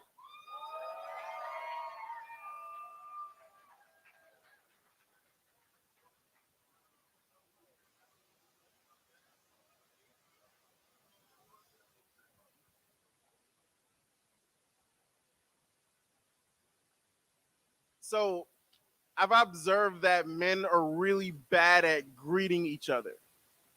Like just earlier, I went in to shake someone's hand and he went to do a fist pound. And so we just sat there for like 2 minutes playing rock, paper, scissors. Shit was real weird. But this got me thinking about my male friends and how we greet one another. And generally we have a system. And it's a dap and it's a hug on the back end. I really like this. It makes me feel warm and good on the inside. But to anyone watching this interaction happen, it looks super fucking aggressive. And it is really fucking aggressive, but no less loving, I promise. And this got me thinking about aggression and how I don't think it's inherently a bad thing, I just think it's a byproduct of masculinity and how we have used aggression to be dicks and start wars and shit. But we don't have to. We can give really good hugs with it. We can start riots in a space in between our hearts, make the breathing break like windows, make the breaking big like boom, synthesize the boom tube, collapse space and time until there's nothing left in between our chests. Bang your body against my body until they both break like windows, and through those shattered shards of glass, we can finally see eye to eye. Look inside of who we used to be. Realize you are no different than me, you silly outcast of a human. We are just as foolish under the eyes of our children. We are just as foolish under the eyes of their future. Under the eyes of this language, anything can make sense. Like the word pony and baloney technically should not rhyme, but for some reason they do, and that's okay according to the English language. But this is not about English. This is about the language of my body and how it speaks to yours. May we crash like kamikaze. May you shotgun me in my soft spots. May we go out with a bang. I will die 1,000,000,000 times to close the space in between our hearts, because without these embraces, I was dead from the start. You tell me affection can only be soft, and I'll prove you wrong for a lifetime. I am only here because hard motherfuckers loved me the only way they knew how. From saying it with their chest through cigarette-soaked breaths, I love you is not the only way to say I love you, y'all. Sometimes it sounds like keep your head up. Or I'll text you when you make it home. Or you a bitch. Or adapt with a hug on the back end. And this is probably the most aggressive poem you have ever heard about a hug in your entire life. But I promise, it's no less loving. I promise, it feels good on the inside.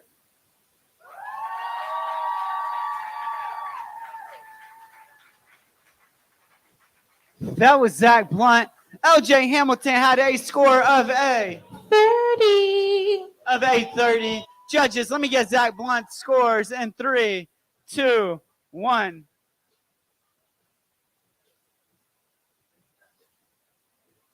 All right, I got a low score of a 9, a 9.7, a 9.9, a 10, and a 10. Damn the scores. Give it up for the poet.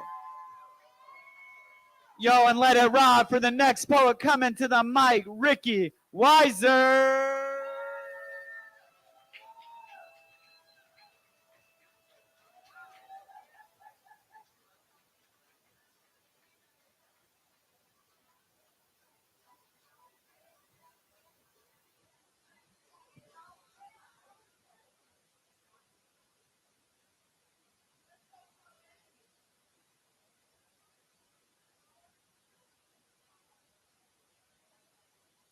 At my second poetry slam, someone tells me, that was good, you should definitely think about memorizing it. 2 years later, at my 100th slam, someone says, that was pretty good, you should definitely think about memorizing it. 4 years later, I get my first perfect 30, and instead of congratulations, I'm asked, so when are you going to memorize the poem? Did you know that there are whole years that I can't remember? Gaps where time just froze, or it went too fast, or it went backwards. My memory is a gasping, a shutter that clicks, gets stuck. So my memory is half-formed snapshots, a crackling fire, a skipping CD, I don't always know the right words. I mean, I have PTSD. Still wake up sweating, still flinch at banished ghosts. I mean, every memory I have is etched into my skin. I once got a tattoo, had to stop halfway through because it felt like trying to remember. My memory is a liar. It started somewhere around 3rd grade, threw me into fantasy, showed me how to escape. It was like Narnia, blips where time just stopped. It was like Fillory. Time became a skipping stone. I am a time traveler, but nothing is waiting for me at the end of the story. So I memorize a poem. And my memory jumps to 2 days later. I memorize a poem and forget the words halfway through. I memorize a poem and all that comes out is static. I know the words, but sometimes they just don't mean anything. Everything I remember is carved into my bones. I dig the words in with a putty knife. I'm slowly whittling myself down. There's not much left. They say that I should memorize the poem, and I try. become a phantom. They say, memorize the poem, and I try, but can't trust myself to say the words without tripping. They say, memorize the poem, and I try. But time is a suggestion that my mind ignores, and this is my reality. I want to tell my story. I want to have it remembered by someone. I want to remember my own story, but I am hollow. That's why I started writing. Slowly replaced all my bones with trees. I grow them. They say, memorize the poem. And I ask them why. I've grown a forest. It's gonna be here long after we all forget.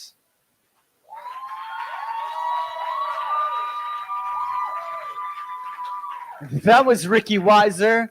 Zach Blunt had a score of a 29.6. Of a 29.6. What is Ricky?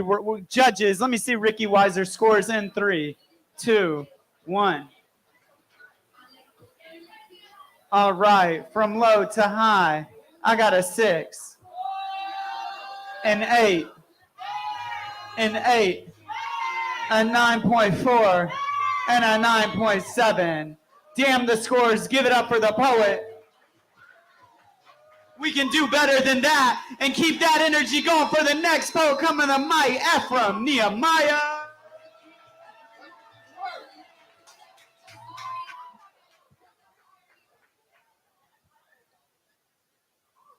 If you can hear me clap once, if you can hear me clap twice. All right, beautiful. Everyone hold their hands out in front of you.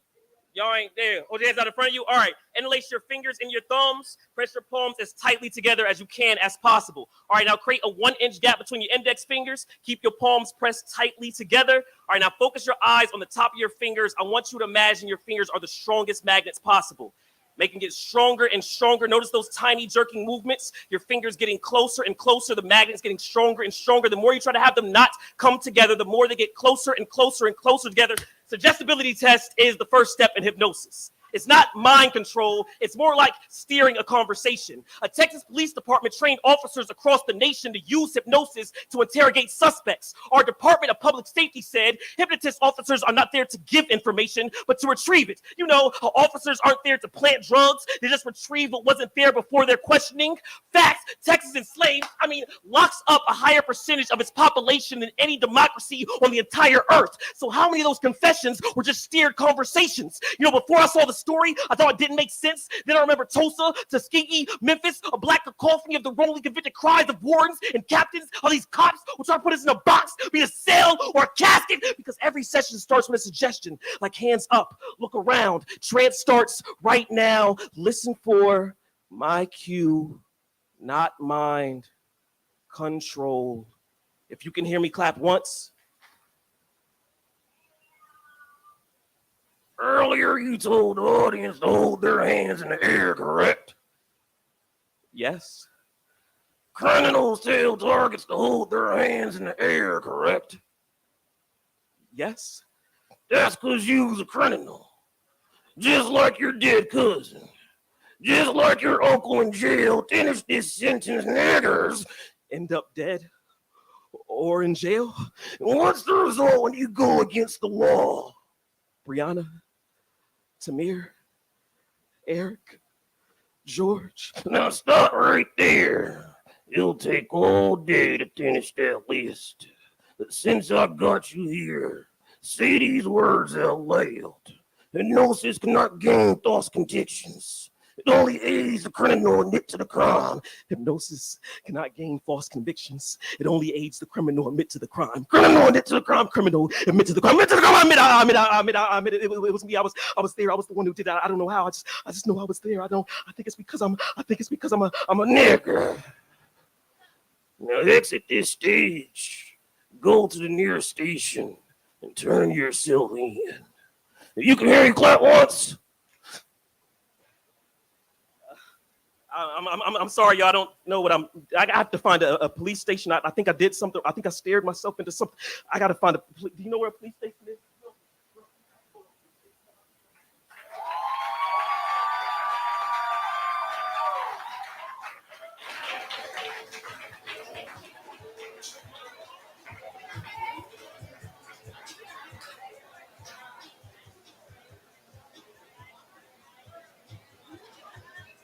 That was Ephraim Nehemiah.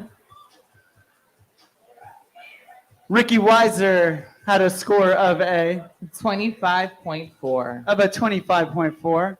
Judges, let me get Ephraim's scores in 3, 2, 1.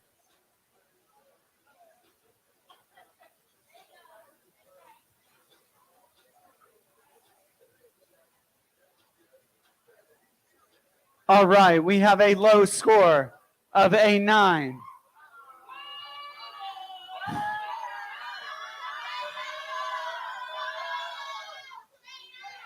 For a 9? That's a high score. Maybe for that poem. The audience disagrees. Don't worry, judges. We will escort you to your cars and make sure you drive home safe. We got a score, low score of a 9. A 9.7. A 10. A 10. And a 10. Damn the scores. Give it up for the poet.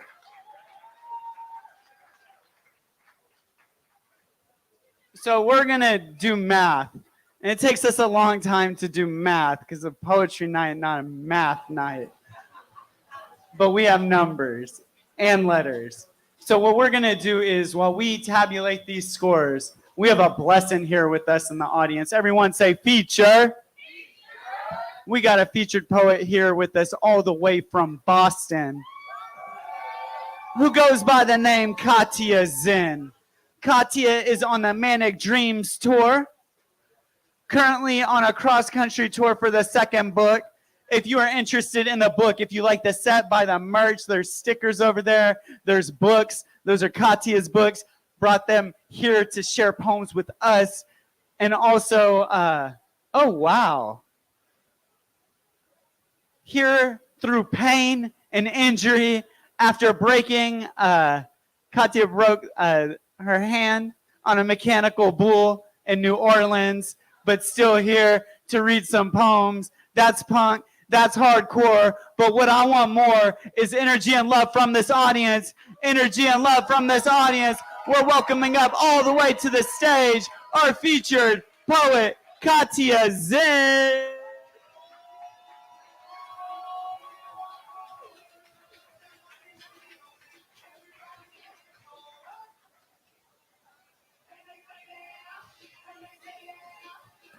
Keep clapping, keep clapping, keep clapping, keep clapping, keep clapping, keep clapping, keep clapping, keep clapping, keep clapping, all the way to the stage.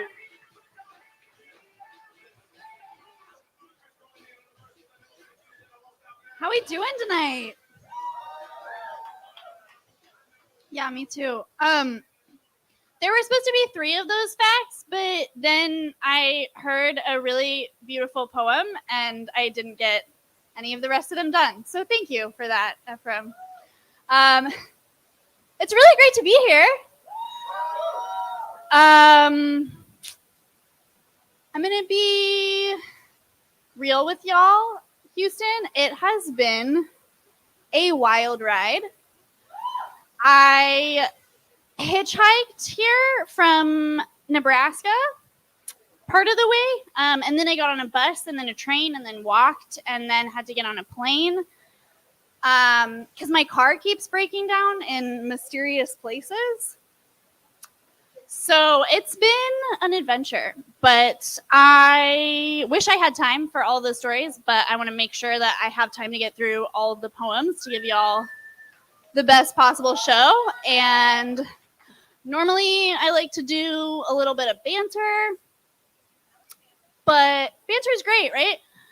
But I can tend to over banter, so I'm going to do some pre-banter and just get out of the way the stuff that I need to say to make sure I have time to do that, and then I'm going to go into my poems. So I just want to start by saying thank you to Amir for booking me. I'm really excited to be here. And I have a book, and I have stickers, which are at that table if you want to get them. And I think that is all that I need to say. I'm going to take this off just because it's ugly, but don't tell my orthopedic surgeon. All right. This first poem is My official entry to become the first ever poet laureate of Chuck E. Cheese. Thank you. Chuck E. Cheese. You know his name, not his story. Or perhaps you know not his name at all, you see. Chuck E. Cheese is in fact short for Charles Entertainment Cheese.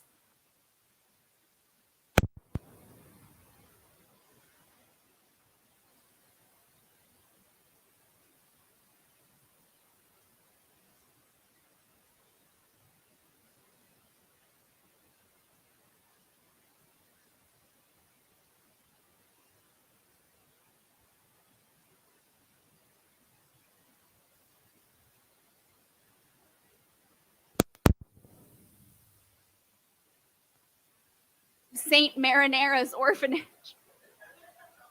Years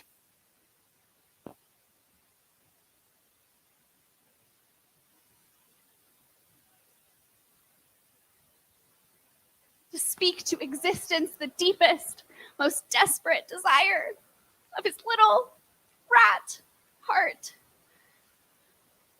To one day know his birthday so that he too might have something to celebrate. Now, I like to think, and clearly I put way more thought into this than any well-adjusted adult would, that in his youth, Charles showed a certain aptitude for gambling.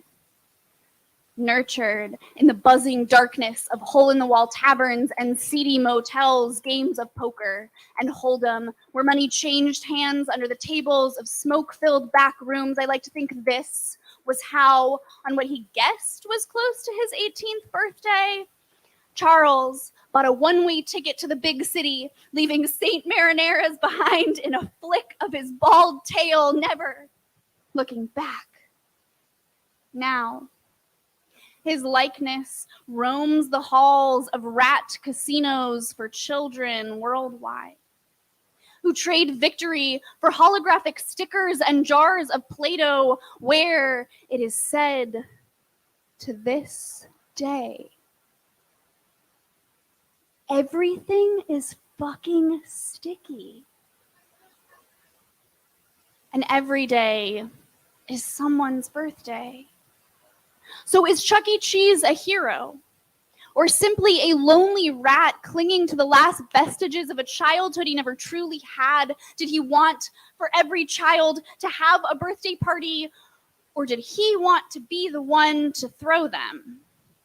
And does the difference matter?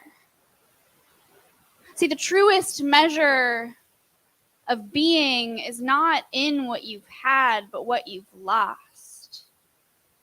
Play-Doh is always shaped like missing hands. Every teacher was once taught they were unteachable. Giving what you never had is just another way to pretend it was yours in the first place.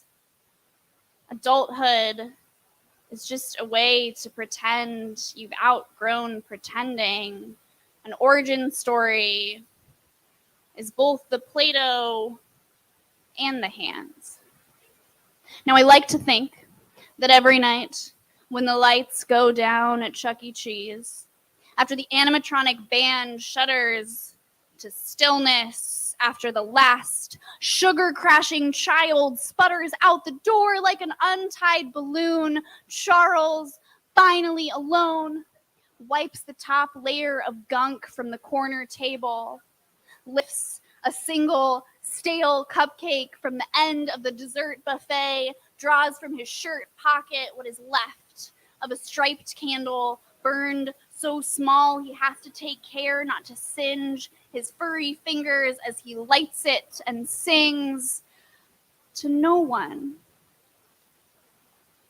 Happy birthday, dear Charles. Happy birthday to me.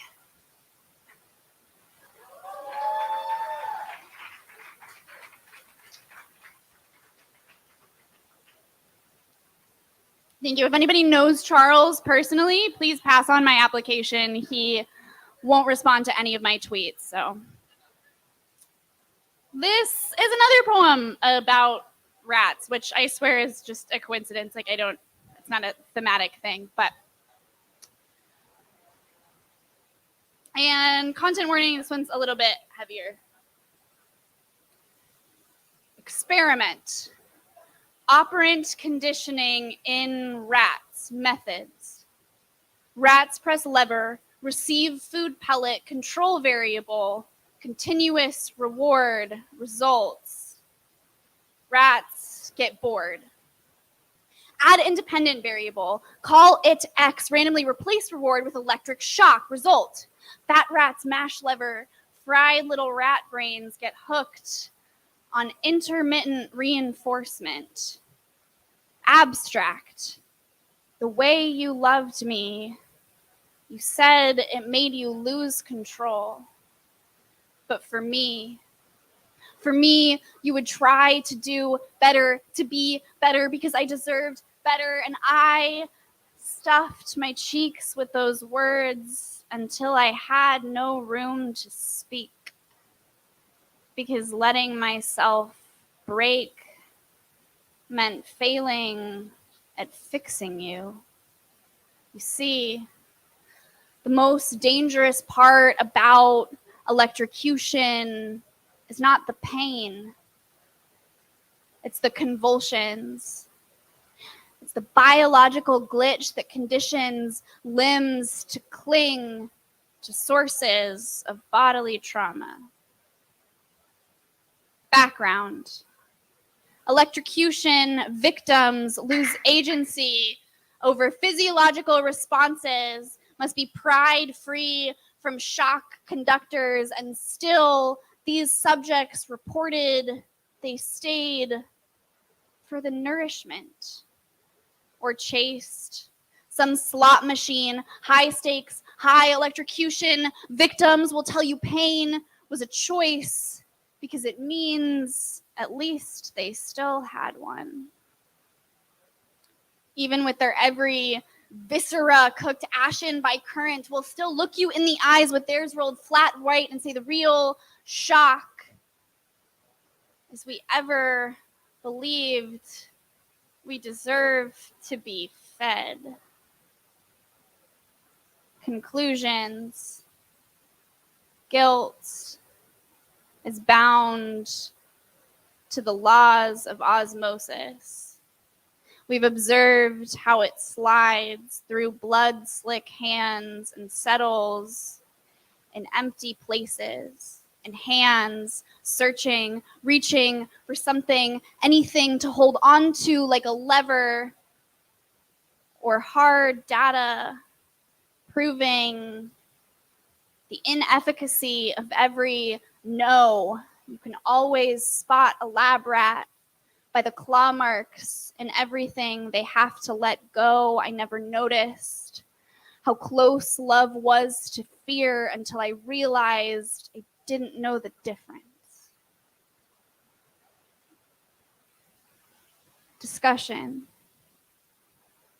I still think about those rats often.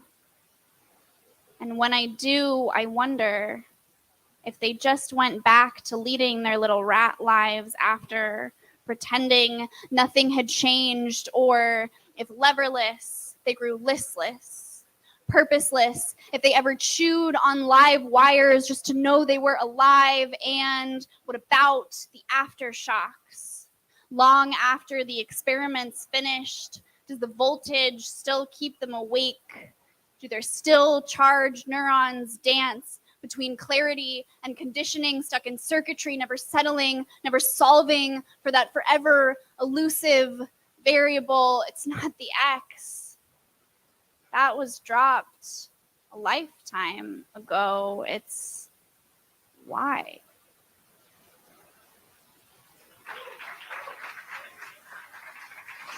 Yo, what do y'all think about Katya Zinn so far? Woo is right. I'm going to pass around this tid jar. This is the awkward part of the show where the host interrupts the feature to plug the merch. So I'm going to put some money in this tip jar. Katya, do you have any merch for sale?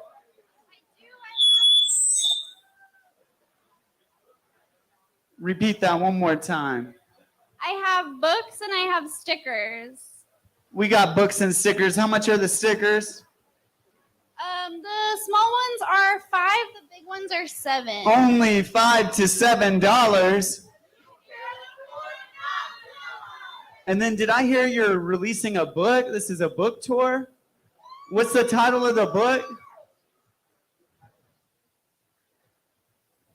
Called Manic Depressive Pixie Dream Girl. Manic Depressive Pixie Dream Girl. You can own your copy today. Yo, please bless the tip jar, buy a book. After the car breaking down, coming here to share with us. That's amazing. Thank you so much for being here, Katya. I'm going to get off the mic and let you have it back on. Thank you so much. I feel like I may have lost some of you with the Chuck E. Cheese poem, and maybe that was not, in fact, the way to begin a set. So, learning, y'all. All right. Here's another poem. Thank you. This is called, and this actually you posted a line from on the little reel today with some very soothing music, and I enjoyed it. Thank you. Made me feel like a real poet. Robert Frost walks me home on a summer's evening. So a poet friend once asked me, who among us has not made something we love into a metaphor for suicide? It's 2 miles home from the Odd Hours Cafe where I meet my sponsor. Midnight lingers at tenement windows and street lamps begin to glow with starlight urgency. There's something sacred in these long evening walks I take with myself. I like to think that when Robert Frost stopped by those woods on that snowy evening, he did it exclusively for leaf peeping purposes, and scholars have been analytically jerking each other off about it ever since. Too often, I'm told to be afraid here. I am told this city is a hunting ground, the click burn of oncoming street lamps, a call of the wild. I am told if I must walk home here or leave home here or anywhere men are, do it with a knife in my boot, mace on my keychain, thumb on an app, ready to alert police the second I flinch. My friends compare artillery at the dinner table. Show off brass knuckles shaped like cat ears, switchblade lipstick, keys wedged in the webbing of their hands like latchkey wolverines. We go out at night. They lace up their combat boots and prepare for combat. They see death everywhere. Like English majors reading a Robert Frost poem. I used to hunt for death on Friday street corners. Teenage emptiness draped in fishnets and leather, mouth painted target, smiling under blue smoked awnings, praying some stubble-jawed stranger would read my paperback vulnerability and make me a hardcover. Crack my spine and with his hands bring forward an ending. There's a shortcut through the park at Fenway. Street lamps drip dappled gold through the trees. A stranger in a van leans out one tinted window, asks where I'm headed in those heels. A man I know from a Thursday night 12-step meeting says roads are unsafe on snowy evenings, offers the sanctuary of his home. Pop quiz. Using the clues found in the stated text, which of these characters do you predict will A, assault the speaker, B, drop them off intact at a train station saying, "Sweetheart, you don't have to treat yourself like this." I've had nightmares starring men I trusted and starred in dreams where I have died. Robert Frost stared into the woods at night. They say to ponder suicide. I am not afraid alone in these woods tonight, though they say this is how women die, and I don't know if this is a victory or a symptom. But I am the most dangerous thing that's ever happened to me, and I intend to survive myself. There are miles to go before I sleep.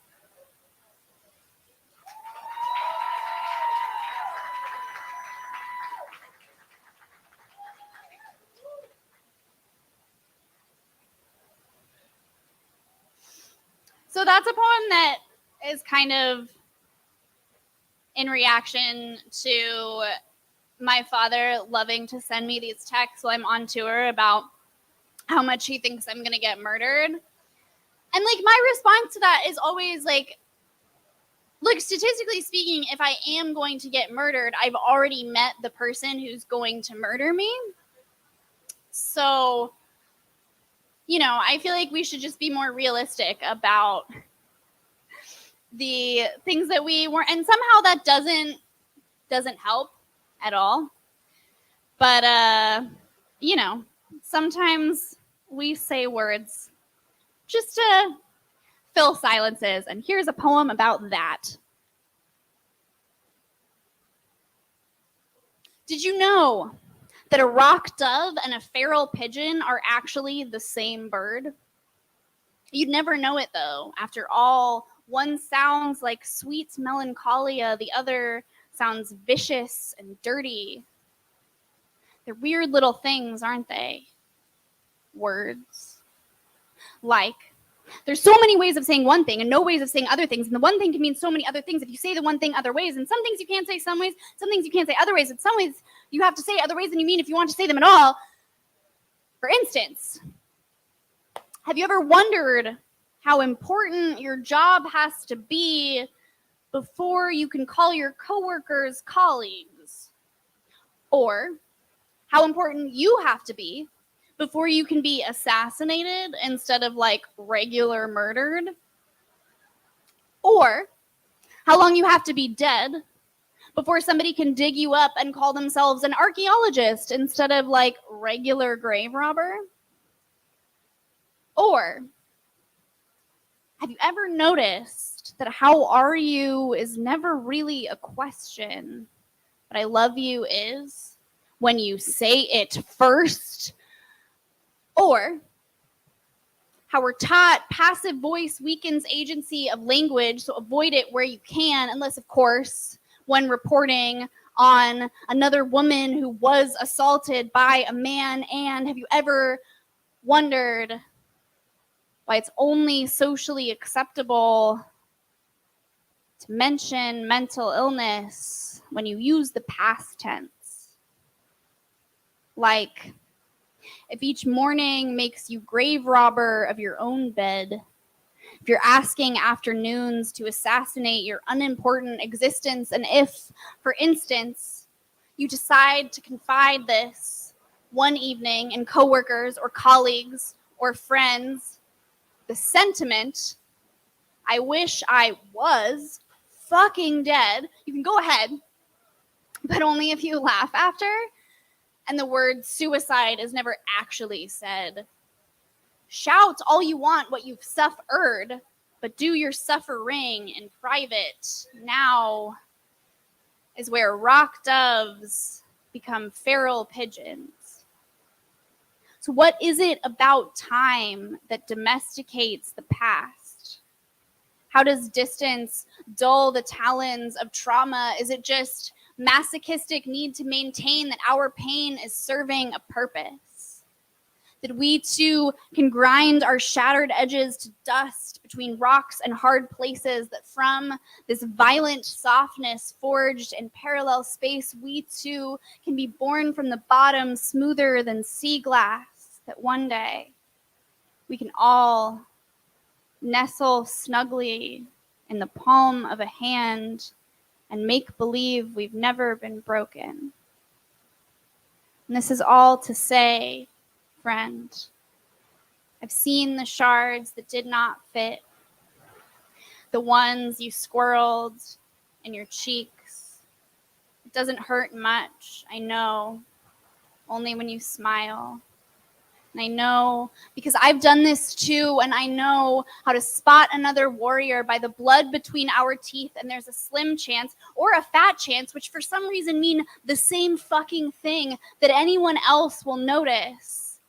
How you've maimed your mouth just to match their tongue, and this is all to say, friend, they call it speaking pidgin, trying to communicate in a language that isn't your native one, but you'll always be a dove to me. And this is all to say, friend, that when I ask how you are, I really do mean it as a question.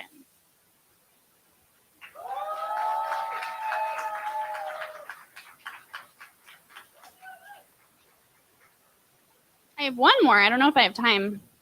Yeah? Okay. All right, cool. So this poem is called At My Church, and you're all invited to my church. And I feel like this is a poem that becomes more powerful when there are more voices. So if you see me do one of these, you say with me, at my church. Ooh. That was painful. Can we try that one more time? Thank you. Okay. Ooh. All right. At my church, there will be not a holy communion. All moments paid sacred indulgences present and gathered among friends. At my church, there will be no place of worship. We'll burn candles at the altar of self, and none will call us false gods. For all we know nothing. But what we've blood-oathed ourselves to forevermore follow in the shape of all things to come till they come to dust. At my church, we hold service at sunsets, inlets, cracked open dawns, spilled yolk on rooftops. My church is a concert. Doesn't matter the artist, just as long as it's loud. It's that show where you'd swear there's no singer or band, just songs come to life. It's the rhythm that feels like home. It's the poem, the one that neon darkness manifested, that summons you penless in the heart of the pit. So you pin back its edges to the corners of space-time to safeguard its shape. At my church will divine freedom and be no body, but every flesh-made choice from first. That holy blade snips us born by the marvels of not at our navel, till the end of becoming we become of everything. In my church, our lowercase Lord, name taken in scar tissue vein, guides us nowhere beyond redemption so far as we seek it. At my church, the only Lord taken in vain shall be God-spoken threats to damnation. At my church, we will be queer, be woman and man, be brown and black and white and broken, and all the spaces between and outside, undiscovered, yet in no order. Besides the mundane demands of ink on paper and pulpit on throat. At my church, none of us compelled to be, but all of us damned, blessed to be here at my church. There will be no God but the one inside us all, and all you restless sinners who dare to fear what we have found here, to blaspheme what we've built. All faiths already chosen, unforsaken, shall break bread at our best table.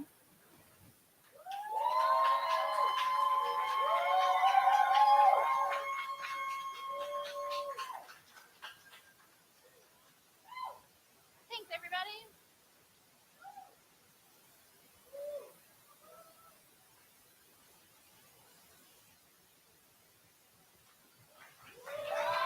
Y'all give it up one more time for your feature, Katya Zinn. Make sure to check out our book, get a sticker. But first, let's find out who are our Poetry Slam winners. So if you participate in the Poetry Slam tonight, go ahead and come up to the stage. Can we give some applause for all the poets who shared and are still here? Y'all did such a good job.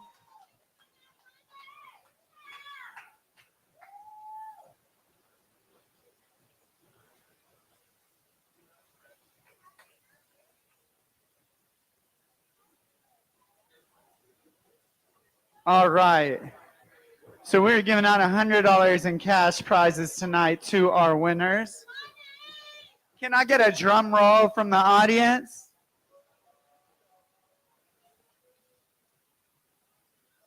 In third place, with a cumulative score of a 59.4, y'all put your hands together for Zach Blunt.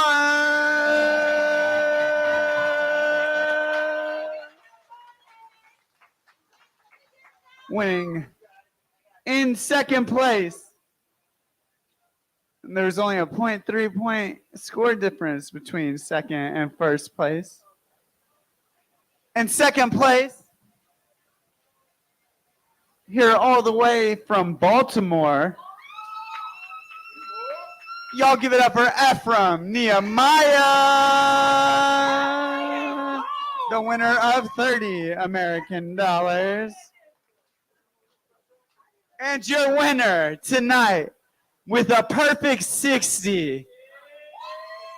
All praise to the melanated thick thighs and this poet, L.J. Hamilton.